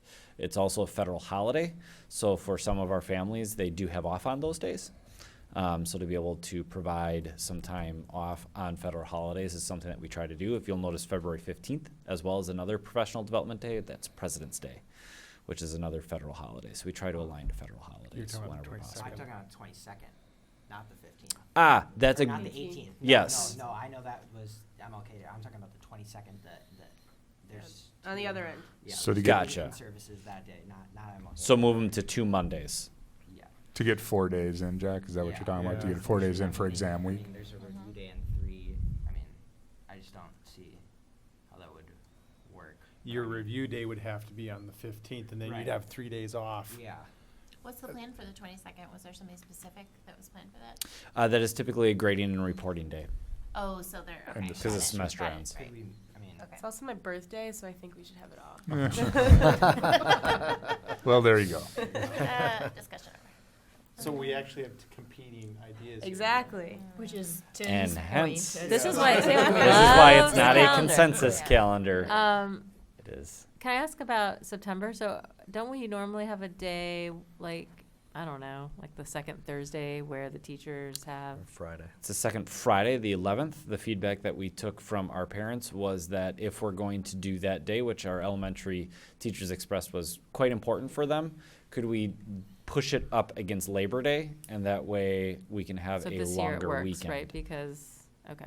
So you'll notice that that Brown Day, which typically is on September, which would typically be on September 11th, is now on September 8th, which gives our elementary families a longer Labor Day weekend. But does that mean that, because that's usually tied to parent orientation night, so is that still gonna happen? Like Yes. it's usually the orientation's the night and then the following day is off, so they're just gonna not have the day off. Right. And then is the 28th a holiday, Jewish holiday? Yes. Okay. Is the 20th, it is a Jewish holiday, the 20th? Yes. Excellent. Because we tried last year to get it, but it was like a Wednesday, and the feedback was, Correct. okay. Yeah, looking at the religious holidays for the next school year, I noticed there was a lot better alignment, and I don't know whether that's sort of luck of the Jewish calendar, you know, lining up right or whatever, but I appreciate that. I don't know whether it was deliberate, but it looks. It was part of the conversation, though. It was part of the conversation. It was deliberate, yes. Yeah, okay. No, that's good. I mean, I know it's not necessarily something we need to plan around, but I think the feedback that I heard last year was like, there's a planning day, but it's, you know, opposite. Like it's a Friday when Passover's a Monday or whatever the case might be. So it was like, why not just move it? So it looks like everything really lined up nicely. And then regarding, you made mention that we use the North Shore districts as our comparables. Mm-hmm. I'm wondering if I know there was a struggle this year. It will be a struggle for spring break in terms of like camps for families. A lot of places just didn't offer camps anymore because there were so many different weeks for spring break. And I'm wondering if instead of using the North Shore districts as our comparables, we shouldn't consider using Milwaukee Public Schools as our comparable, since and our spring break For is spring not break? aligned. Yeah, for spring break particularly. We don't- So we've maintained the same spring break As- for quite some time. It's usually the last week in March. Okay. We align it with the semester, not with, MPS still aligns it with Easter, Okay. which moves. So we've not chased anyone on spring break. Okay. We've traditionally held it the last week in March because it allows us to always have it that way and to plan, and that way we're not chasing. So I will say it's all over the place next year, Yeah. according to North Shore Schools. It was really great to say, this is when we have it. This is when we've always had it. This is when we're going to have it. It allows us academically also to end the third quarter. Correct. Right, Okay. and have a clean break there and get into the fourth. Tim, I do really appreciate the fact that parents were included in this conversation, even if it did make it maybe more challenging. I don't want to say that. But to have more voices and Yep. to have more perspective on how this calendar affects all users in the district. Absolutely. I do really appreciate that. Can you give an example? So thank you for highlighting some of the things that did move because Mhm. of those different conversations. Part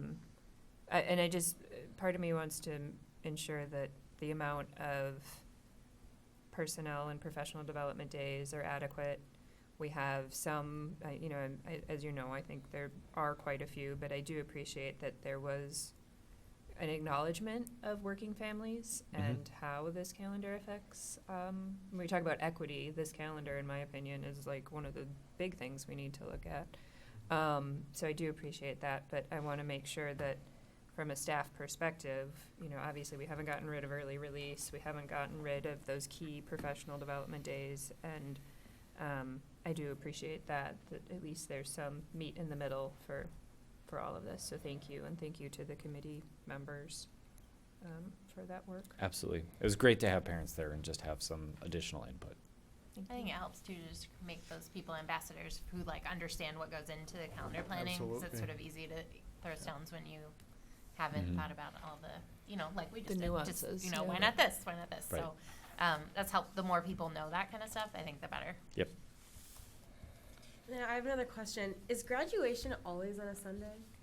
Graduation historically has, in Shorewood, has been on Thursdays. We switched it to Sundays recently in the past 3 years. It's a graduation. Wow. Are you graduating? It's crazy. Yeah. Well, this is in 2021. Yeah, This will be it. This will be here. This is it. Both of you. You can send your invitations in. Yeah. Know the date.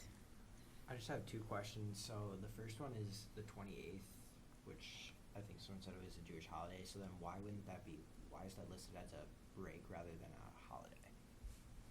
Oh, that's a great question. So the red holiday days are actually days. So it's a really good question. So I use this for a multitude of different reasons. So within our staff handbook, for specifically our teaching handbook, the 3 red days are actually contract days, where we actually say that's part of your contract. So Labor Day, Memorial Day, and Thanksgiving are 3 days where we actually say this is going to be part of your contract days. Whereas all yellow days are not part of their contract days. Great question. So to Jack's point, can we say that and then figure out a way to, I think from an equity standpoint, it would be a little bit more straightforward that those are the holidays and then these are the ones that are contracted. Is that what you were getting at? Yeah, I was just wondering why it was labeled as that, but I get. I mean, there's lots of different colors for days off. Yeah. So, yeah. But what you're saying is that those are paid days off. Yeah. Those are for paid teachers. days off. Yeah. Got it. What was your other question, Jack? You had 2. Oh, and then, so I see again we have 3 days where we come back so this is final exams, June 2021. We have 3 days.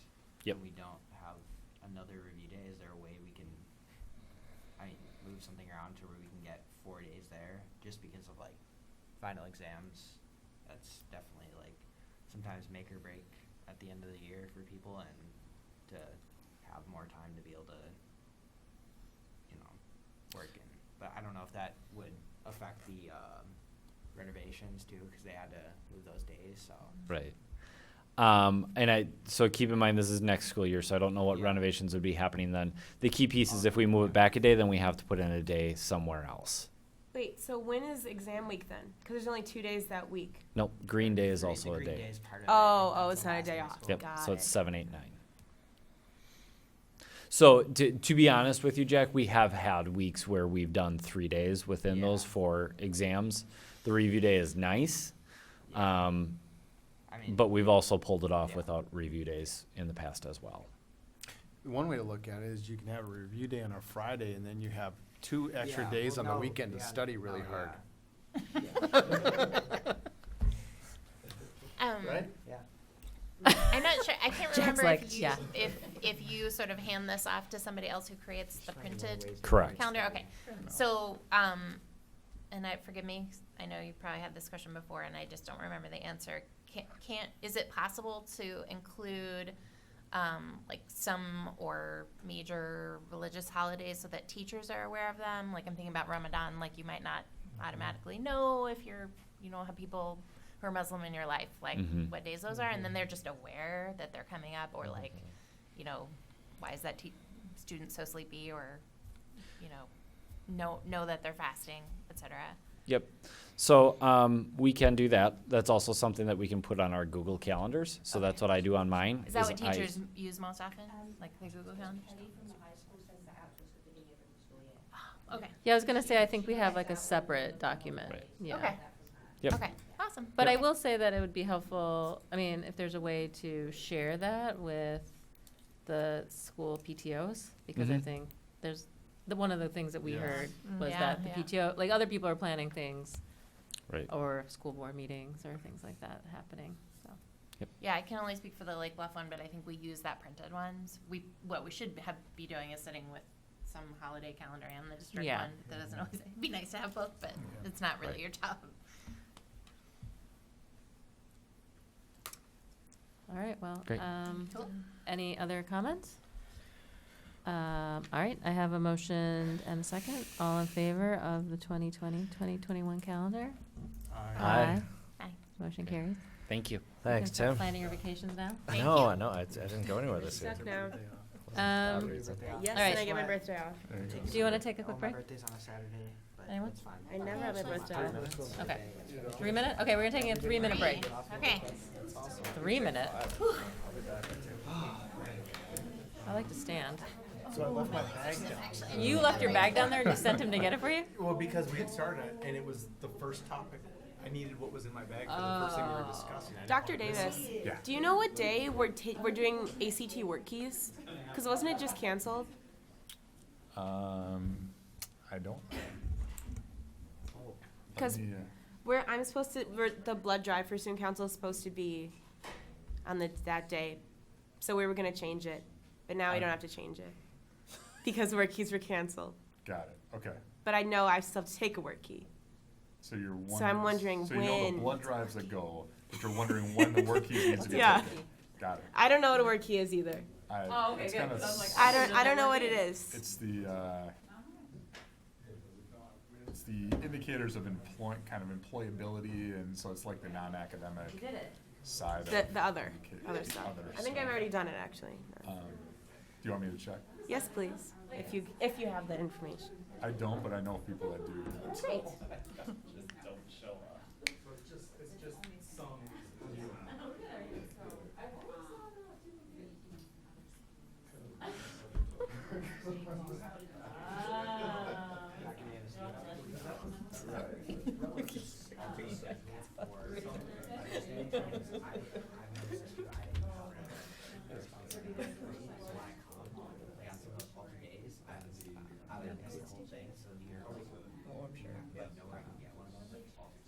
What the schedule is? Yeah.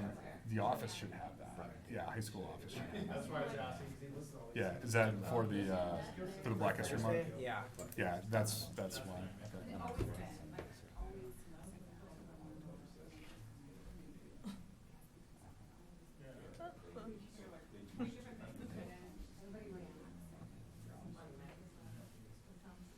Well, thank you.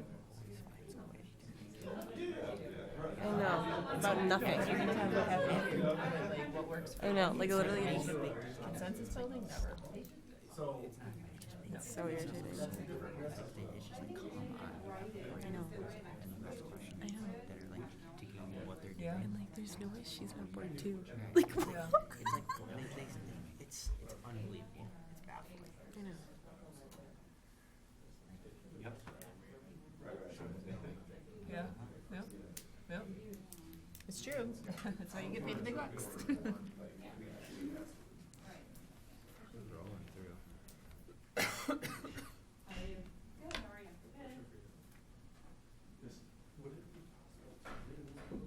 Everybody left. That's what happens when you have all this stuff on here. I mean, it's not like anything, I guess, that community members don't, I guess. Not so much tonight, huh? We should put all the good stuff at the end and then see if people stay longer. Oh my God. No.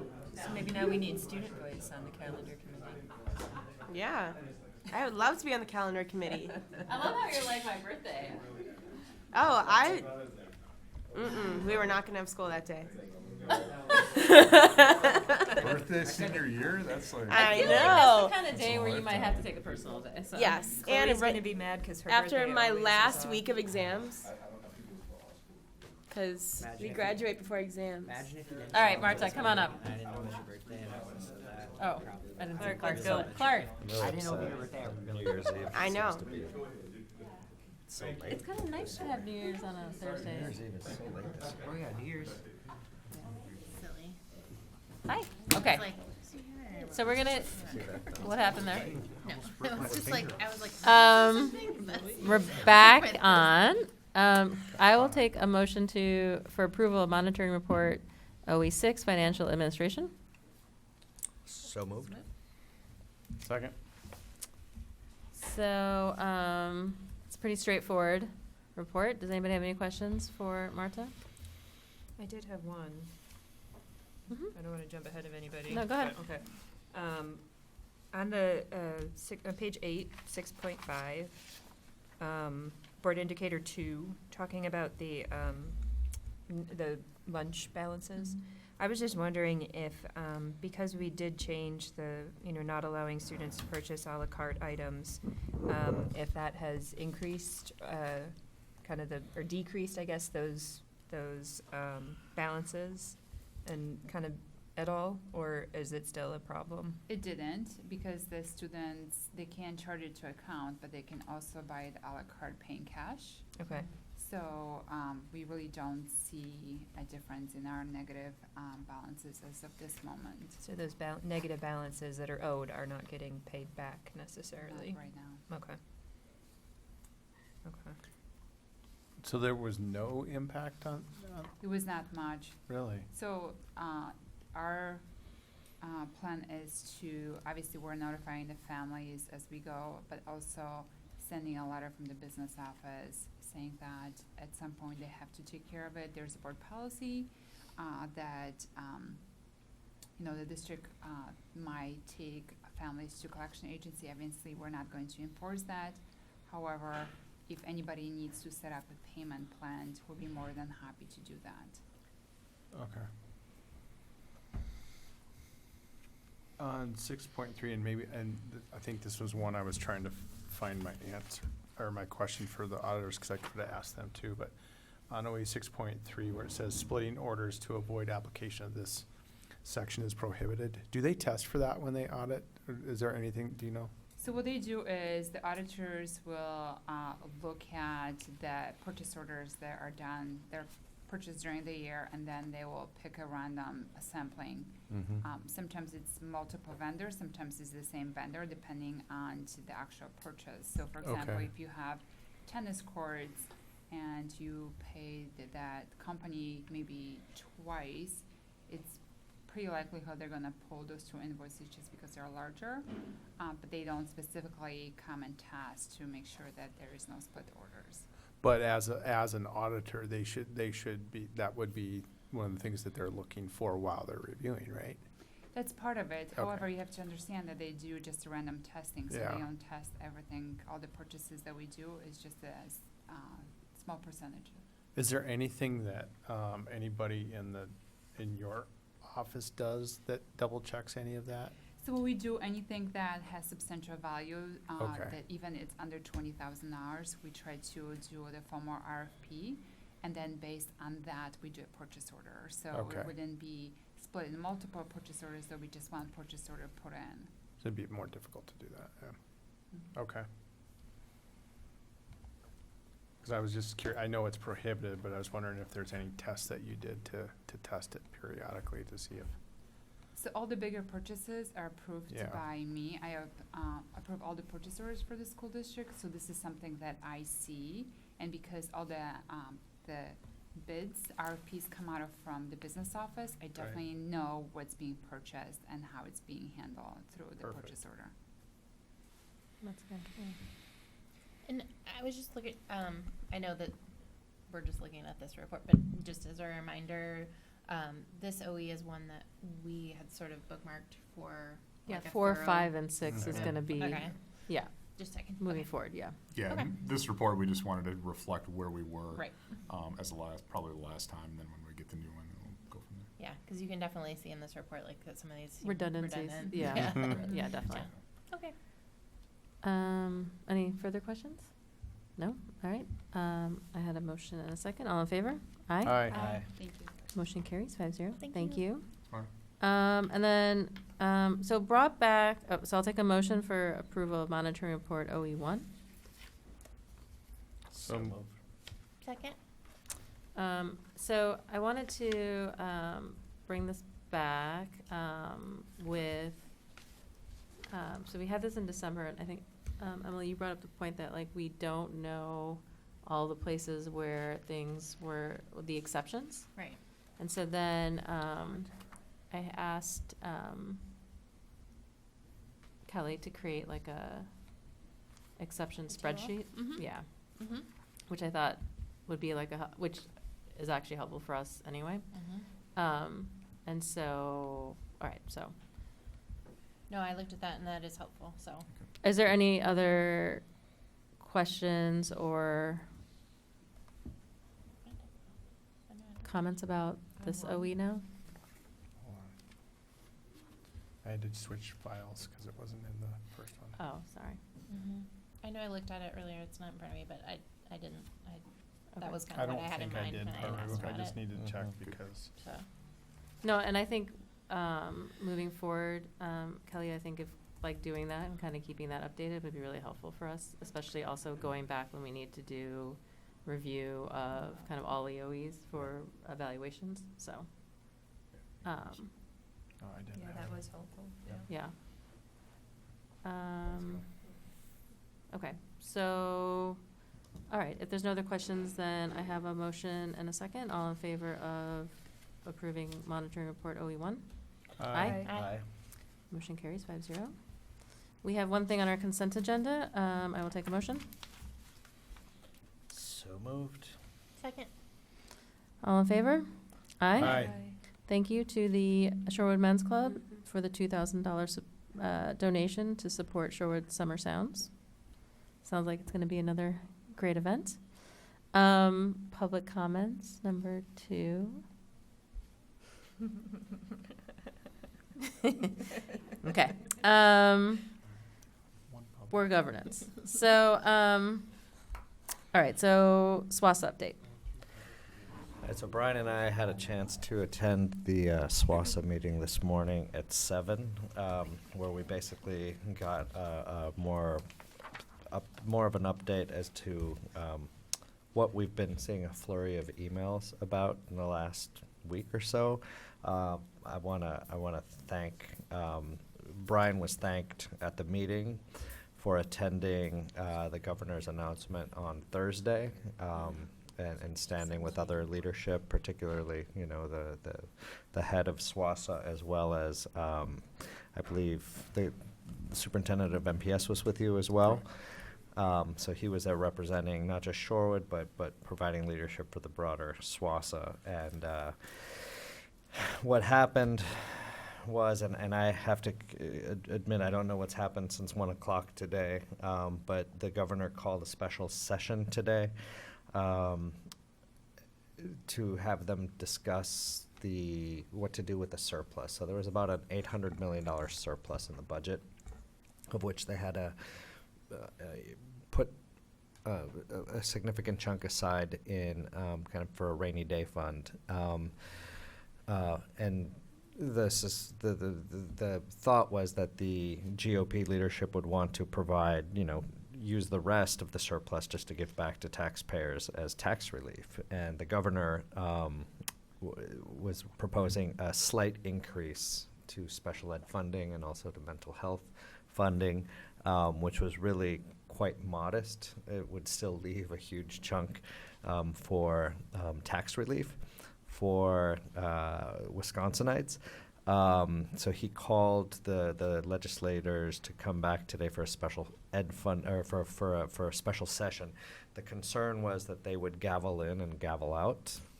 So they would follow the governor's directive and then go into session and then go right out of session. So today, Which they did, right, for school safety? Correct. Yes, they did that around gun legislation, so as to not have to deal with it. That was a concern, but now one of the beauties of being a part of SWASA is you have people that live in districts that don't have the same kind of leadership that we have, and David Bowen, Representative David Bowen and Senator Lena Taylor. And the hope is that they're able to leverage and a lot of them had reached out to their legislators that represent maybe the side that might typically not support this. I'm anxious to get home to find out what happened today. We discussed lots of other bills. We always go through our legislative bill tracker, which I think you all have a link to. We discussed positions that we're going to take or how we're going to stand on certain issues. I'm very anxious to see what happened today. Or do you know?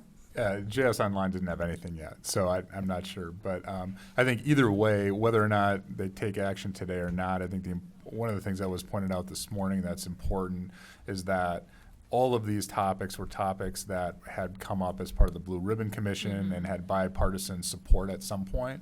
And so the idea that there's money available, and if they choose not to take it up, these are important points that can be rolled into the next biennium discussion, or in many cases can be rolled into maybe some other types of packages, and maybe it's not all of this, but there's pieces in here. Specifically, the special ed reimbursement, I think, is something that's really resonated across the state. And so the hope is that even if it's not an entire package that's picked up, there might be pieces of this, and it really sets the blueprint for what K-12 needs are moving forward. So I think there's value. I appreciate the governor's leadership on this. So I think it just continues to keep K-12 education at the forefront. So guarded optimism is what both of you are saying? Yeah. Yeah, and if not for today, in the upcoming years. I mean, the impact it would have on Shorewood, according to the Legislative Bureau, put out some numbers. The impact was actually a little bit higher than we anticipated. According to the Legislative Bureau, about $194,000 with this modest little increase. That was 140, didn't we? Right. Yeah, that's off the numbers that we ran. So, right. yeah, I mean, so it's we were very close to that. conservative on ours, and the Legislative Bureau, which is nonpartisan, provided very different numbers. Well, actually more positive numbers, 194,000. Right now, as you've probably seen, but it's good for everyone to know, that we currently use about $2.5 million out of our general fund to provide additional support, which we are obligated to do by law for special education. It's not only a law, it's a moral obligation, and we're going to continue doing that.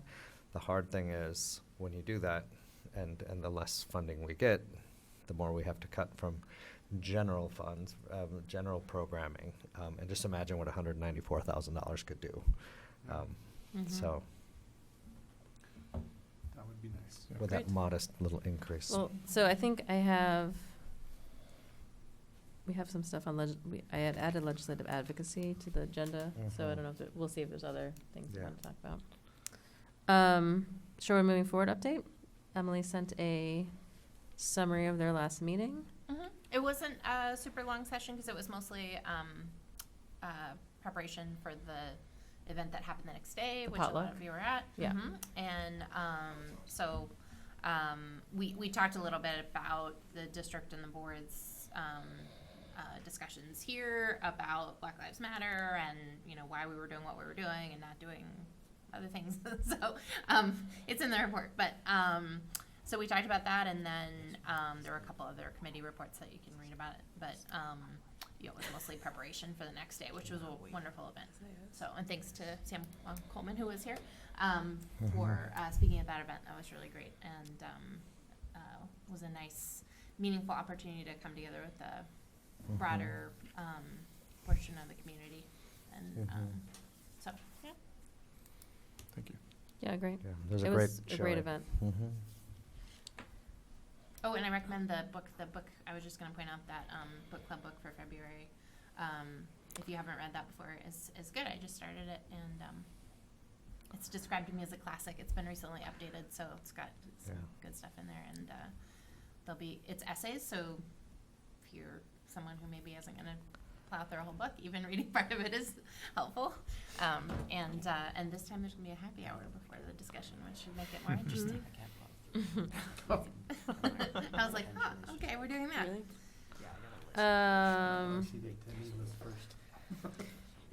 So Kelly put together our spring linkage schedule draft based on our last conversation. And so I just wanted to first share that with you guys to see what you think about kind of like, we did one already, so that's good. But if there was any, I guess one, if there's any groups that we don't have on there that we want to include. So I think there's already, Tim, there's already an advanced learners third meeting, right, scheduled? So I think, Kelly, let's just add the linkage to that, for that. So the only other thing is, there's 3 student events, which we would need to have. Jack and Sadie can do the, will lead the SHS students again. But then SIS and Youth Rising Up, and we can go to these. So that's 3 like during the day. And then. If they were available for SIS at least, it would be nice to have them I was just there. going to say, can we have them? Yeah. Jack was saying he wanted to go. So. That one. You're a little Just gonna closer You're in gonna bring your, age. you're gonna, yeah, you're gonna. A little closer in age to them than we are. Yeah. Just a Yeah, we little. could walk over. Yeah. So I think those 3, and then we thought about 2 town hall meetings and 1 elementary parent group particularly. Is one of those town halls slotted for the facilities? No, right now they're not. So that would be a third one. So we need to think that through. Like, does this make sense? Okay, so, and I didn't mention this, but in addition to the facilities town hall that we're gonna do, Marta's gonna be doing 2 community town halls on budgeting. Oh, nice. So I just think like, you know, just I to think we be could do prepared for end of year Overload. Like, let's just be, you know, I think smart about this. So maybe we do 1 town hall. I don't know, Yeah. given the Let's other do ones that are one town happening. hall. And then, I want to ask, Kelly, the students with special needs, there was a requested school board tour of all special ed spaces? Yes. Okay. Fall linkage. Okay, so, so we'll need to figure out how to do that piece. So the tour would happen with the parents? No, for a board member, just reference prior Okay. to the linkage. Okay. And then, so I sent a note to Amy Miller about the SEA. She hasn't had a chance to reply yet, so we need to decide about that one. We could do that and all teachers. So, thoughts? On that? No, those aren't on here, right? No, it's on top. It's the second one. Second one. I kind of Oh, feel like we should do gotcha. Both? Okay. Separately. Right? Well, I mean, Or people could come to together. both. There's going to be redundancy, but I Yeah, think that's what I meant. just one that's SEA specifically is important. I think, quite a bit. yeah, I think so too. Okay, so then we took out 1 town hall, and we added 1 more all Yeah. teachers. Okay. Okay. So I'm gonna go ahead and Can we? Oh, ask- sorry. Oh, go ahead. All teachers and staff, like anybody. Okay, Not, so sure. not specifically teachers. Yep. Did you have another? No, just waving. Oh, sorry. So I'll go ahead and ask Kelly to start scheduling that, looking at the calendar and kind of all the other events. I think the other thing that we should talk about is how we want to facilitate these meetings this time around. I don't know if people have had any thoughts, or if you've changed the name since our last time. I think we met. talked about having, one person. You said you wanted to change the name from Linkage. Oh, yeah, no, we don't need to do that. Okay. Meaning he hasn't thought of something better. Yeah. Correct. I think we talked about having one person, maybe facilitate while the other person Right. was in charge One of person taking taking notes notes. and Okay. making sure that we have attendance, contact information, and that we have kind of key points that we're going to follow up on. So I think just being very conscientious going into these will be important. So, but And what I- were you thinking about agenda? Well, agenda, we had talked about continuing with what we've been doing, which is leaving it open, but it would be good, I think, and I think we talked about it, but eliciting feedback from the different community groups that want to meet with us that would be coming, but then not close the date on when they'd be submitting their stuff until closer to when we're meeting. Because remember, last year, the impetus behind it was that we would get 3 or 4 agenda items from, let's say, SIS or Lake Bluff, and then a month later we meet and things had been resolved, and people kind of looked at us and said that that's not an issue anymore. So either we just leave it open, my thought, or the other thought would be just to close that a little closer to the date. I don't know. I mean, I feel like, I don't know what you guys think. I feel like the open agenda, like just the like, let's talk, I think can Yeah. go both ways. Like, I think people are like, waiting for other people to, like, interested to talk to us maybe, but don't have an agenda necessarily. So I don't know. I mean, I think it's helpful for us to have, I mean, in the past, we have gone in with like questions we want to ask people, like get some feedback on. So, I don't know.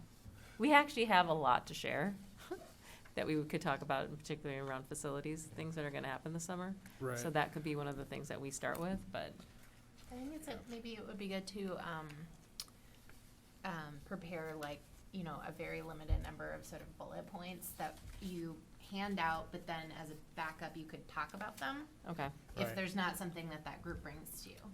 Yeah. And then as far as like soliciting agenda items, I think just always saying if there is a specific question you have, please let us know so that we can fully Prepare. address it. But Yeah. it's totally fine if you just Don't- want to talk, Yeah. or I like if that there's idea. something Yeah. that comes up in the moment, that's okay. But like, it's always nice if they're like, we want to talk about the budget for the librarian, then we can like actually, have at least some of those answers or be prepared to talk about it. Well, and I want to make sure too that if there are specific things that parents want to talk about, that there's time. Sometimes you start on something and that dictates Takes the the whole most of the time. time. Yeah. And so I do agree that I think Yeah. that's a good approach to SHS do it. one, I think it was right before they had that, I think it was like the safety thing they had in the auditorium. It was like, there's so much like to talk about, and there was like not even like close to enough time. Right. Yeah. Okay. And then I will still create like a template for us for For whoever's the- like taking minutes or minutes, Okay. but keeping track of like things to follow up on, who was there, et cetera. So Okay. that there's a. So standard. as we start creating that calendar, yeah, so just to like keep in mind that in addition to these, there are gonna be at least one facilities town hall, and then I think the plan is 2 budget meetings, correct? Correct. Yeah. So, Is the intention to try and schedule these a little more spread out?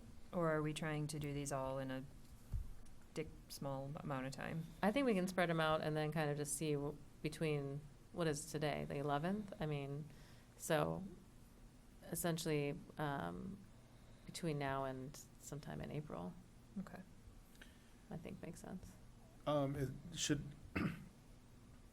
I would love to try to go to all of these, or as many as I could, but should we sit and try to say, okay, at least 2 of us should Yeah. commit Oh, yeah. to? So yeah, so that's why once Sure. Kelly starts getting the meeting Okay. dates, like she created that spreadsheet where people said Yeah, yes yeah. and, So we all have to go to one, because Clark just offered to go to all of them, so. I mean, I would love to, but yeah, I went to most of them last time. we're just giving you a hard time. Daytime ones get. It was Yeah. Okay, so sounds good, so, That's what I did the first time too. We should do a mountain bike. I agree. don't say it. Well, you know, the mountain bike team started in the rec department. I almost brought that up, Going and for I didn't. exchange students, Pablo. Yeah, so we could have the 2 of them over for, yeah, yeah. there we I go. gave her So, a all relief right, so today. we tabled this last time, but I wanted to, I thank you guys, all of you, for going to the WASB convention. I think you guys all had some really interesting experiences, and I appreciated reading, like, what you guys saw. So I don't know if people have any questions or comments. I actually had a question for you, Emily, about the, for some reason I couldn't open this, but you mentioned going to a link, 7 things you should stop doing to be a more productive board. Mm-hmm. And you said they made the case for policy governance. I'm just Mhm. curious what they talked about. It was really brief. So it was like literally, I think, 20 minutes that she talked, but just basically like how to stay focused on your mission as a board rather than trying to manage operations. So I think the audience that she was speaking to were, sort of boards that still end up spending most of their time on an operational level rather than a policy level. So I didn't feel like necessarily she was speaking to me as like, Sure. like, oh my gosh, we were doing all these things wrong. So I don't know. I mean, in terms of our governance model, it would be like, an affirmation. that's a way to be effective. So, and she was a consultant for board books. So, you know, they facilitate policy governance. So it wasn't like a totally unbiased opinion, but it was interesting nonetheless. And she was a former board member from Texas. So. So board books, like the company that we use Yes. for our thing, They're does like consulting? Yeah. Incoherent governance. Well, not in coherent governance, but like on, I think they sort of Just governance. On governance models? and organizing yourself. Wow. So. That's And not they what I probably was- had consultant next to their name or something because, you know, it's.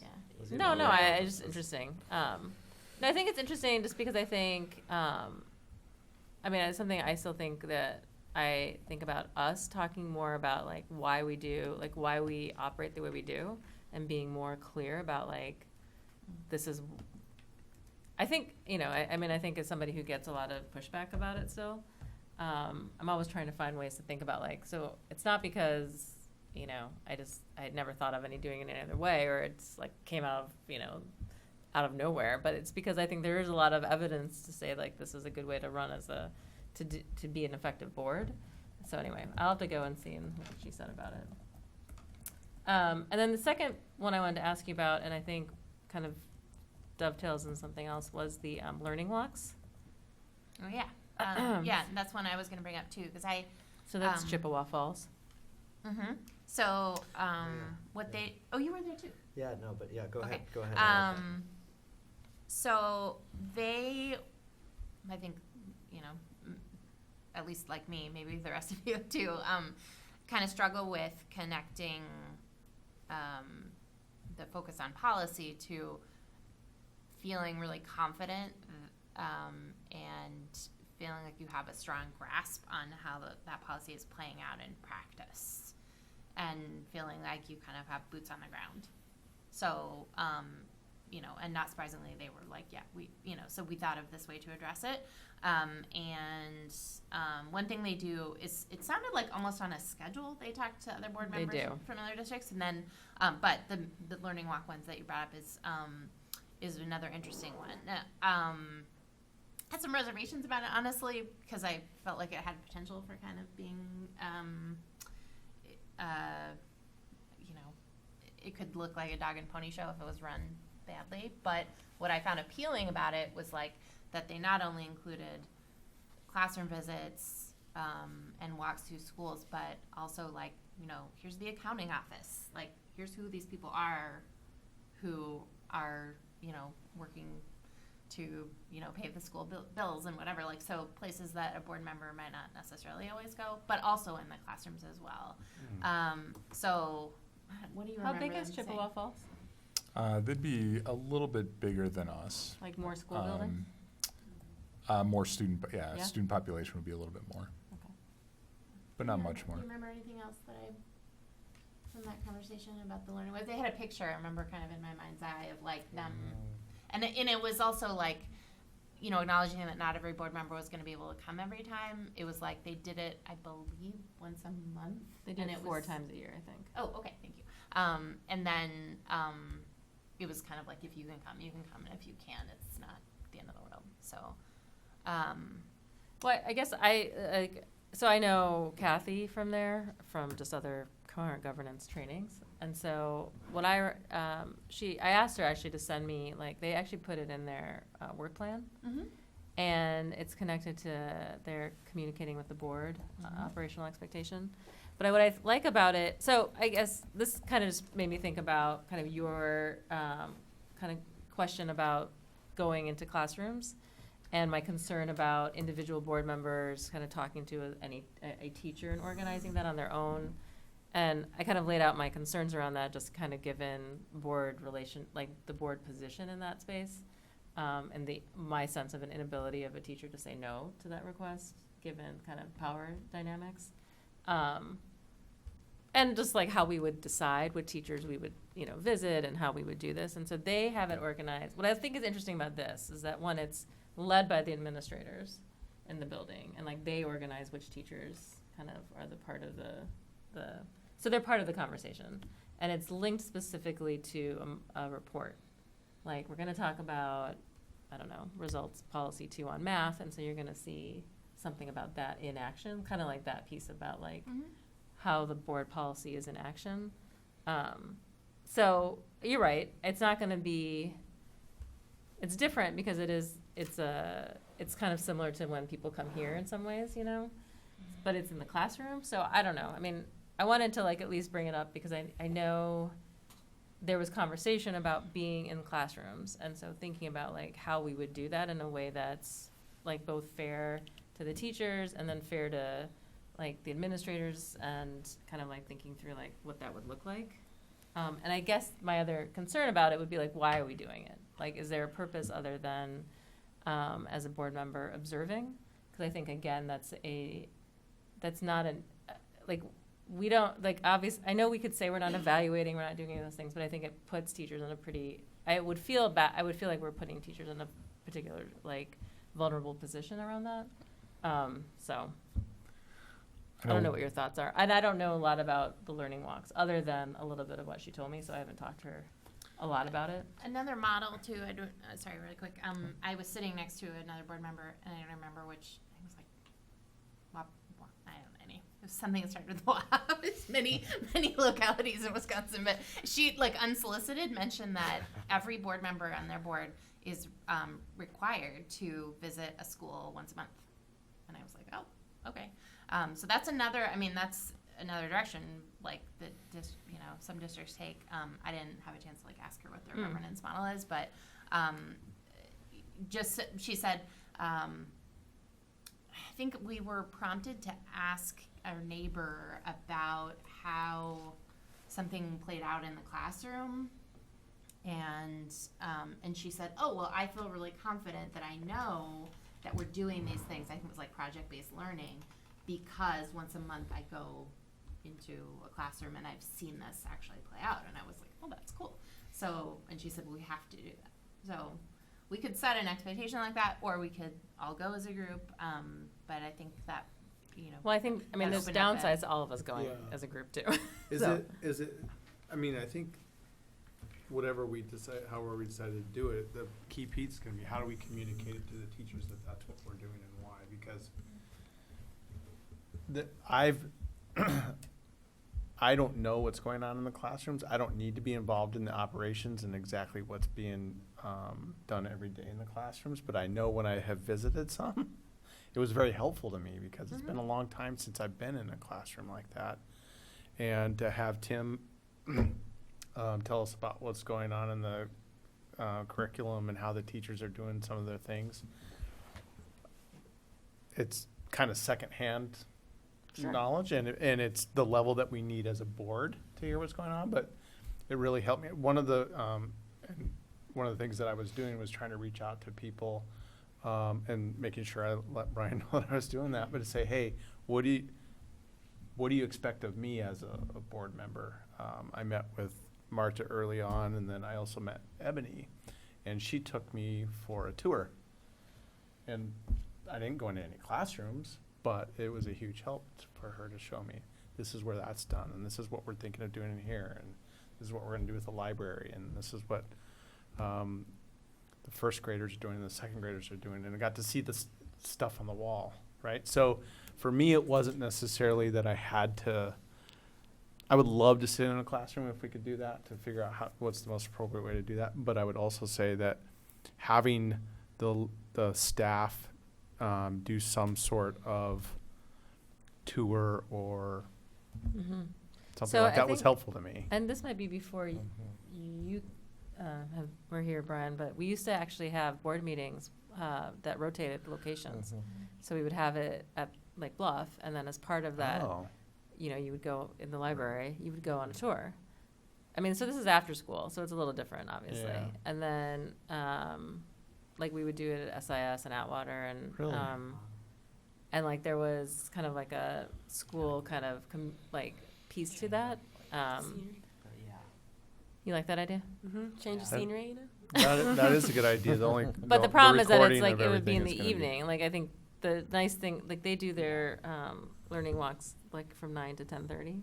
So, which is why I think she was saying not every board member can go, because if you're working. But I think it's something for us to like look at and think about other ways in which we can model like this idea of having more opportunities to be in different spaces, like, and have those experiences. Right. So, either if it's through the principal or, some other kind of, I didn't have a chance to talk to her about like what actually happens in these learning walks, so. But I can.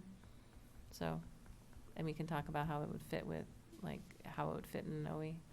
Okay. So, I'm curious about the one that said you had to go. I mean, the thing about, this is why I was asking how many schools they have, because they are required to they also are required to do school visits, but I'm wondering if they have more schools. Yeah, they might have 5.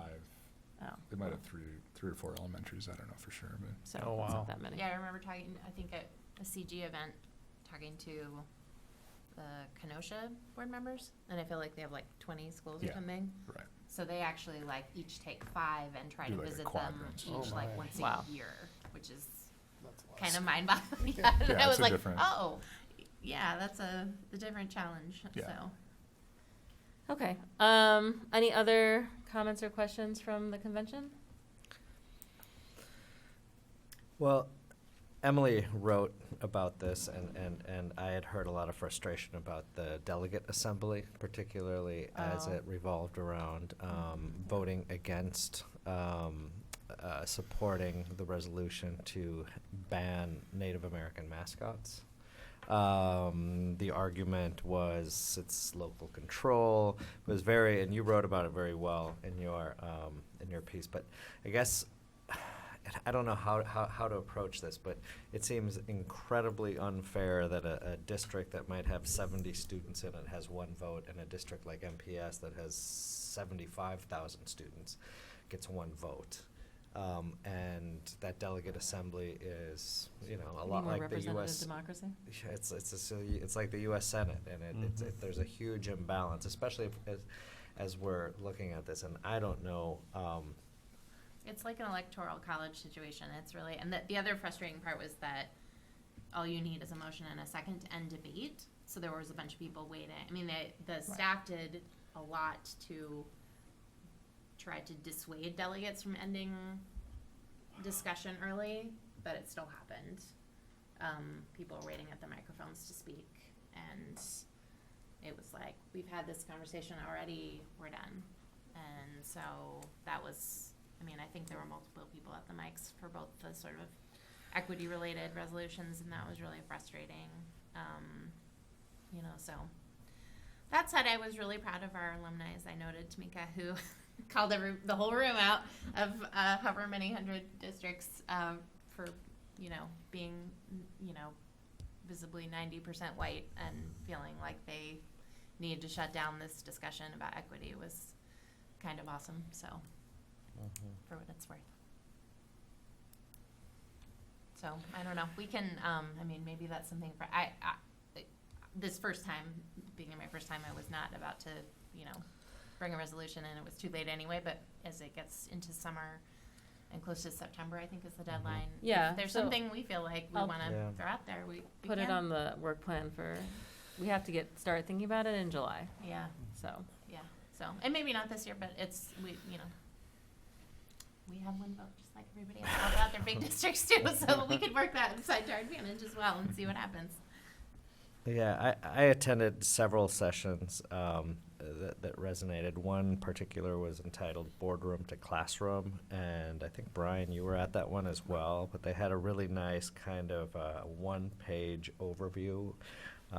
It's on page 173 of the most up-to-date file that was shared in board books, and it's kind of a 3-year monitoring report summary. You can look at all of the OEs and the results policies, see the data was monitored, what the results were. It's a really nice visual, and it's in some ways, Kelly has helped move us in that direction with that wonderful document you put together for today.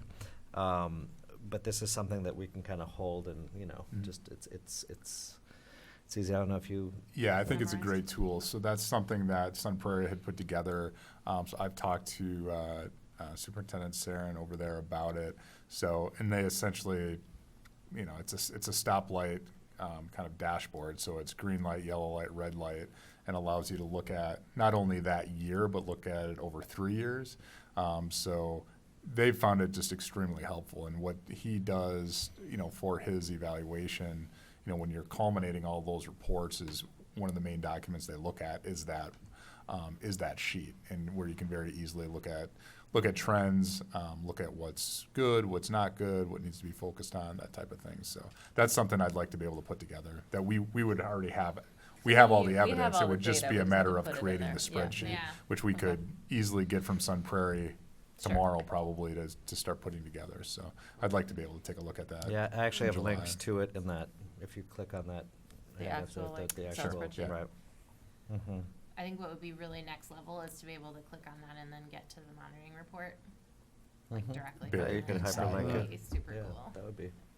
Oh, like I was Very creating doable. all kinds of Yes. work for Kelly. I'm No, gonna but stop now. Okay. But yeah, that would be amazing. That would be easy to hyperlink. Yeah. And that's Sun Prairie, right? Mm-hmm. Yeah. Yeah, Sun Prairie, there are a lot of presentations this year on policy governance, several on CG. Today, at the end of the SWASA meeting, someone from, I can't remember the district, Franklin maybe, or one of those districts approached me and said, hey, you guys are using this, can we chat? We're considering using it. So there's definitely, I felt, a big momentum at the conference this year to really look at how boards operate. Whitnell, I think. Was Whitnell? Yeah, Whitnell. I talked to the superintendent at Whitnell Okay. about it, so Yeah, it they're was the- interested in pursuing it. Can't think of his name. The board member approached me. Okay. Oh, cool. Okay, anything else?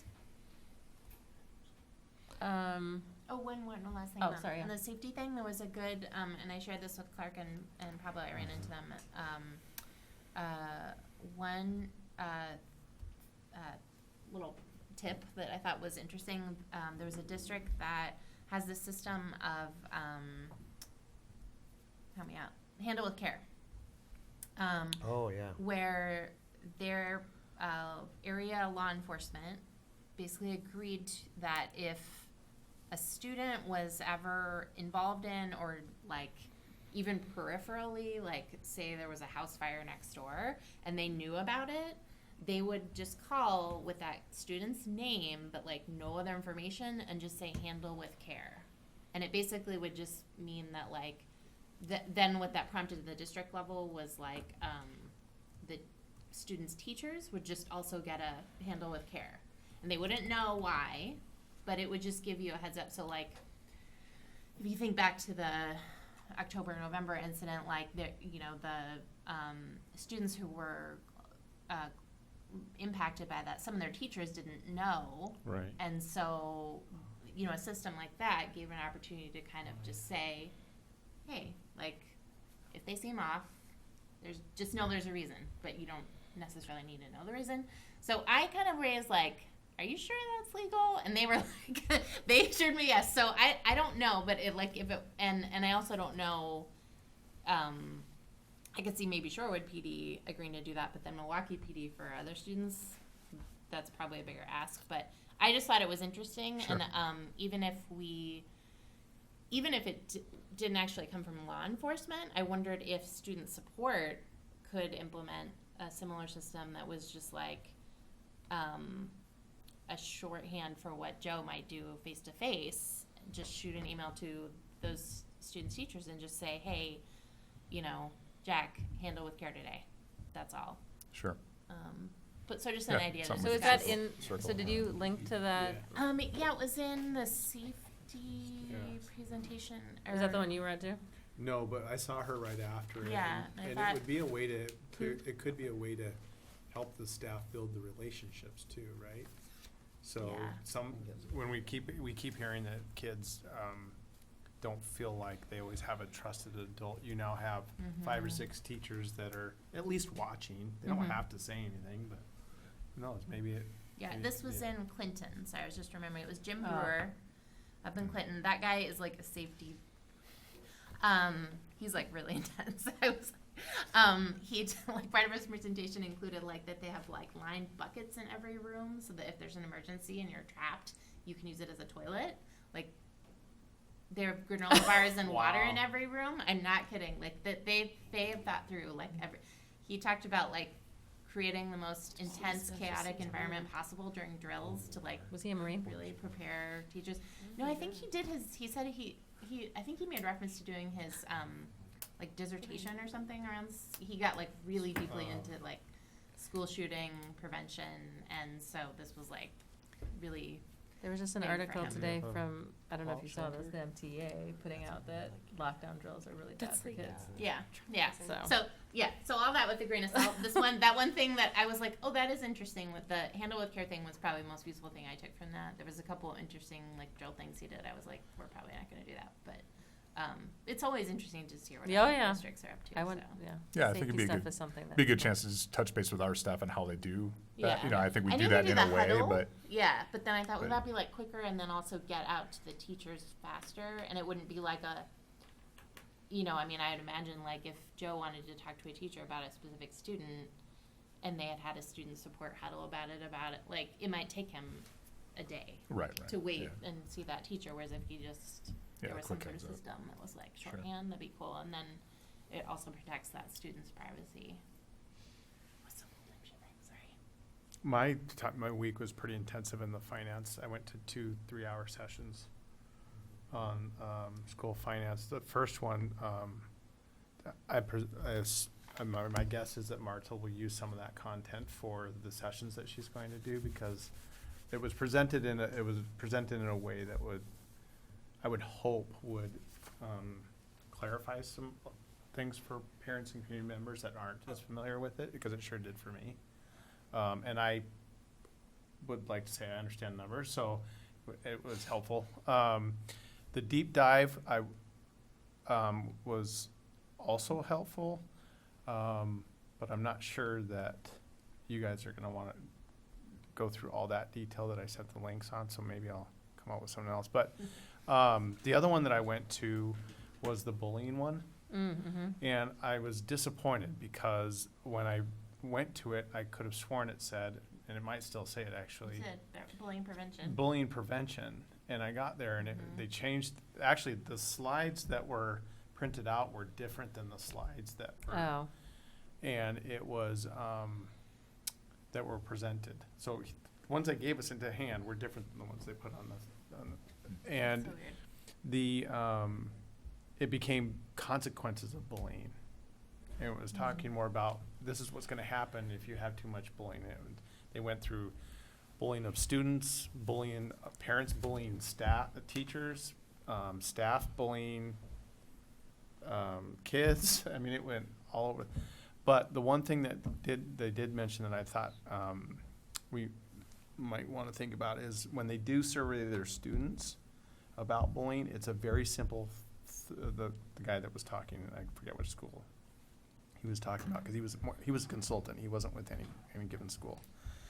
But he said the survey that he had seen used was 3 questions that were really simple, and all it did was ask simple things like, have you ever been bullied? Where was it? And by whom? And then it gave him a little thing to say what happened. And he said it took a while for it to take traction, but what they were able to identify was maybe patterns that they could use to then figure out, okay, Right. what's going on that, you know, is there the same bunch of kids that's doing it? Is it a teacher that's not connecting with their students and the kids are feeling bullied? Or, and then they also put it out to the teachers because they were having issues with teachers feeling bullied by the parents. Which was interesting, but anyway, that was the one thing that came out How of do that. you, I mean, I'd be interested, I'd be interested to know like how, like I think that we have more practices and policies in place around what happens within the school community in terms of like the people in the building. Yeah. The parent piece, I mean, we have something around parents at like, in our policies around like events, but I mean, I don't know, I think that's more complicated in Yeah, some ways. absolutely. And what it sounded like was, because the bullying in that form was the emails, the phone calls, the Mhm. face-to-face outside the classroom after school sometimes. And he said those were mostly unreported or underreported. Interesting.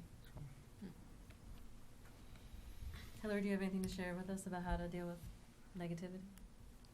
No, but I'm sorry that I did not forward the presentations that I went to, but I will do that, just if you don't mind putting them up, so they're all in one place with these, but, I went to a couple different sessions, but the one on positivity, the room was packed and there was standing room only.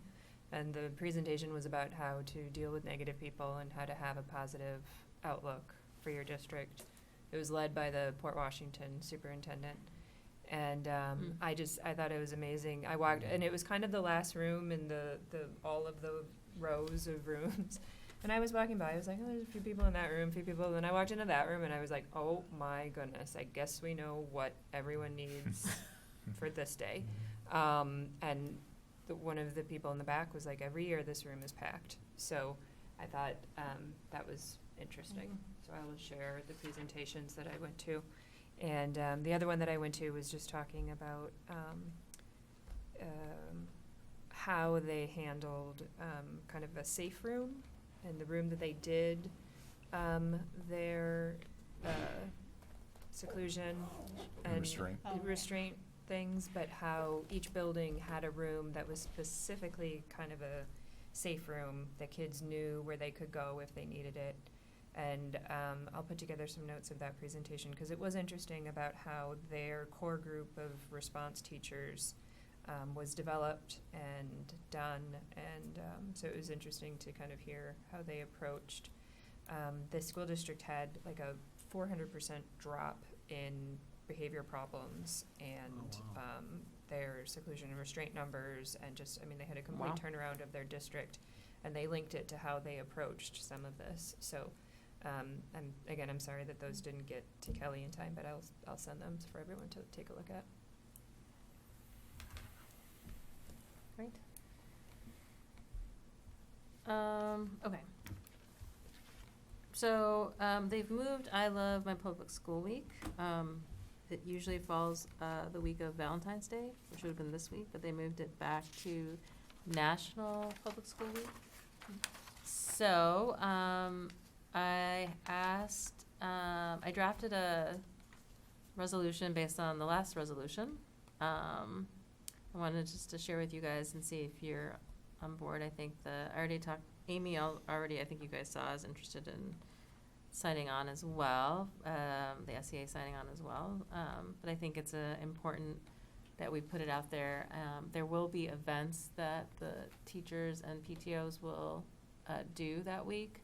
But I think this is like at the board level, something that we can talk, like that we can put out that, just says like, we love our public schools, we love our public school teachers. I think it's just an important reminder of that. So I don't know if anybody feels. So is our next board meeting the week of I Love Our Public Schools? Mm-hmm.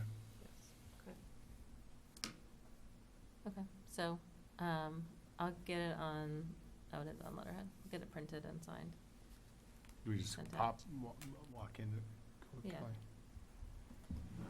And then I added legislative advocacy. Was there anything else besides the SWASA? No, the SWASA stuff is important. I think what's really important for us to think of is not just, certainly thinking beyond Shorewood, but thinking of whom we know in Wisconsin, particularly if they live in districts with other representatives, and try to leverage that and try to get people to contact their elected leaders. That's really, really important. Just a very brief update. As part of my work on the board of directors for the National Association of Language Teachers, I was in Washington, D.C. last Thursday and Friday doing advocacy on Capitol Hill.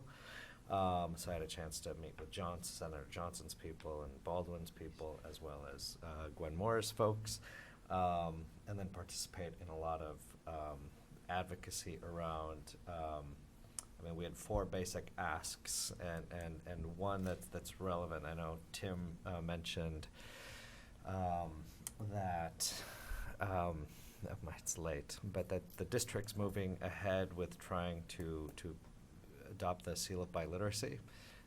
here in the district. So we were asking our representatives to co-sponsor the Biliteracy Education Seal and Teaching Act, which in a nutshell really looks at the learning of languages more from a proficiency approach.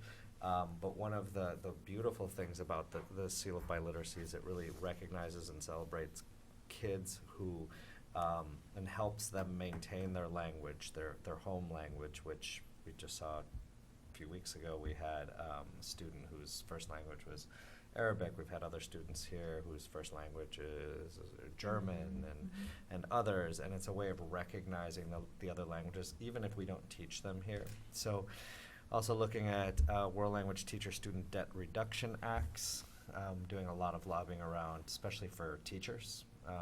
For future teachers, we talk a lot about diversifying the workforce. Part of that is doing loan forgiveness. On an aside, I did visit a friend who has a similar position to mine. He's the chair of an assistant dean. I'm not a dean, but at Howard University, one of the most prominent HBCUs, and he's in charge of teachers, teacher training, and they only graduate 30 a year. Wow. And he said they can basically charge anything they want for their recruitment fairs because everybody wants a Howard grad. And I'm like, could you do me a favor and tell him Wisconsin's really nice? He's like, no, because it's cold, right? Yeah. He's like, the best thing you can do is grow your own. Yeah. And that's something we're working on, and I know Brian was at a CISA 1 meeting, and the governor's office has reached out to me to talk about Grow Your Own because that's my work hat. But with the support of David Bowen to see how we can broaden this, and I know Shorewood Brown Deer, MPS, and others are interested in building these more robust programs. Yeah. So Great. when we talk about diversifying the field, it's not as easy as just saying just hire them. It's all right. And you can't just go to an HBCU and like think that they're going to want to come to Wisconsin. There's a lot to it. And his big tip was grow your own teachers. So That's helpful. I mean, I think we should keep, I was telling Brian that we're going to keep, I think, given kind of what's happening right now with the budget and kind of upcoming legislation, that we should probably keep legislative advocacy and some of the work that's happening across the board and district kind of on the agenda just for updates. Okay. So, all right, board consent agenda. I will take a motion. I move we adopt the consent agenda. Second. All in favor? Aye. Motion carries 5-0. Last public comment? All right. Are you sure? To do Thanks for items? hanging in there, Sarah. I know. So can we, I'm sorry. What are I'm we jumping doing? ahead to agenda items. Go ahead, I'm sorry. All right. To do items? So just following up with Mr. Arndorfer's just request on the email that he had sent from the beginning from public comments. So let's make sure that we get that followed up on. That's Okay. what I had. And then I will kind of just like send you guys updates about, or just reminders about some of the things that we want to do for the linkages. And kind of other kind of upcoming important dates to keep on your calendar. So, all right, future agenda items? Oh, I was just gonna ask if maybe we can either during a work session or a future board meeting talk about a specific model that we might want to adopt in terms of engagement in the schools and visiting classrooms. Yes. So I think we just need to settle on a policy. Yes. Agreed. So, all right, I just wanted to ask, just to remind people of a couple of upcoming meetings, and then a request to change the meeting. So, on Friday, we're meeting to do our board's self-evaluation. You guys all should have gotten a Google Doc, Google survey. So for Clark and Emily, really we'll spend probably 2 hours kind of, it's just an opportunity for us to talk about like how we operate, things we want to do better, things we could improve and like how you know, so kind of just think about your own experiences from the last however long it's been.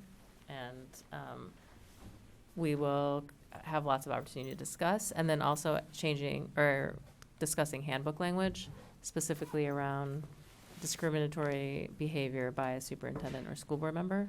So making sure we iron that out so that can be added. And then on Monday, we're gonna go back to the work, talking about the OEs, and we left off at OE 11. So I will make sure all of you can kind of see where we were. Tim is gonna be able to come to Yes, that yes. meeting. So that's kind of where we're gonna resume there. Okay. I wanted to ask if we could, so we generally only have one meeting in March, and I wanted to ask if we could move the meeting from March 10th to March 17th. March 10th is the district orchestra concert. And and there's nothing currently scheduled for the 17th in the evening. So does anybody feel? Just St. Patty's Day. Yeah, there's that. I did say somebody should bring I'm shamrock Scottish, shakes. so. I mean, it's a Well, Tuesday, so I'm it's only Irish. so crazy. And on I a still Tuesday. have no conflict. Is that okay with you, Hillary? Yeah, that we're sort of keeping to the one. Yes. March. Yeah. Yeah. Given that we have all these other meetings, Yeah. we'll just keep to that. Okay. Okay, so we have a school board meeting in 2 weeks, and then just a reminder that next Tuesday is a primary election. Do not forget to vote. Just throw that Are out they there. old enough? No. Yeah, they're Oh, not even fine. 18. Remind your parents Yes. and other people you know. Okay, and so we're in recess. Thank you. Thank you. We got back on schedule. Boom.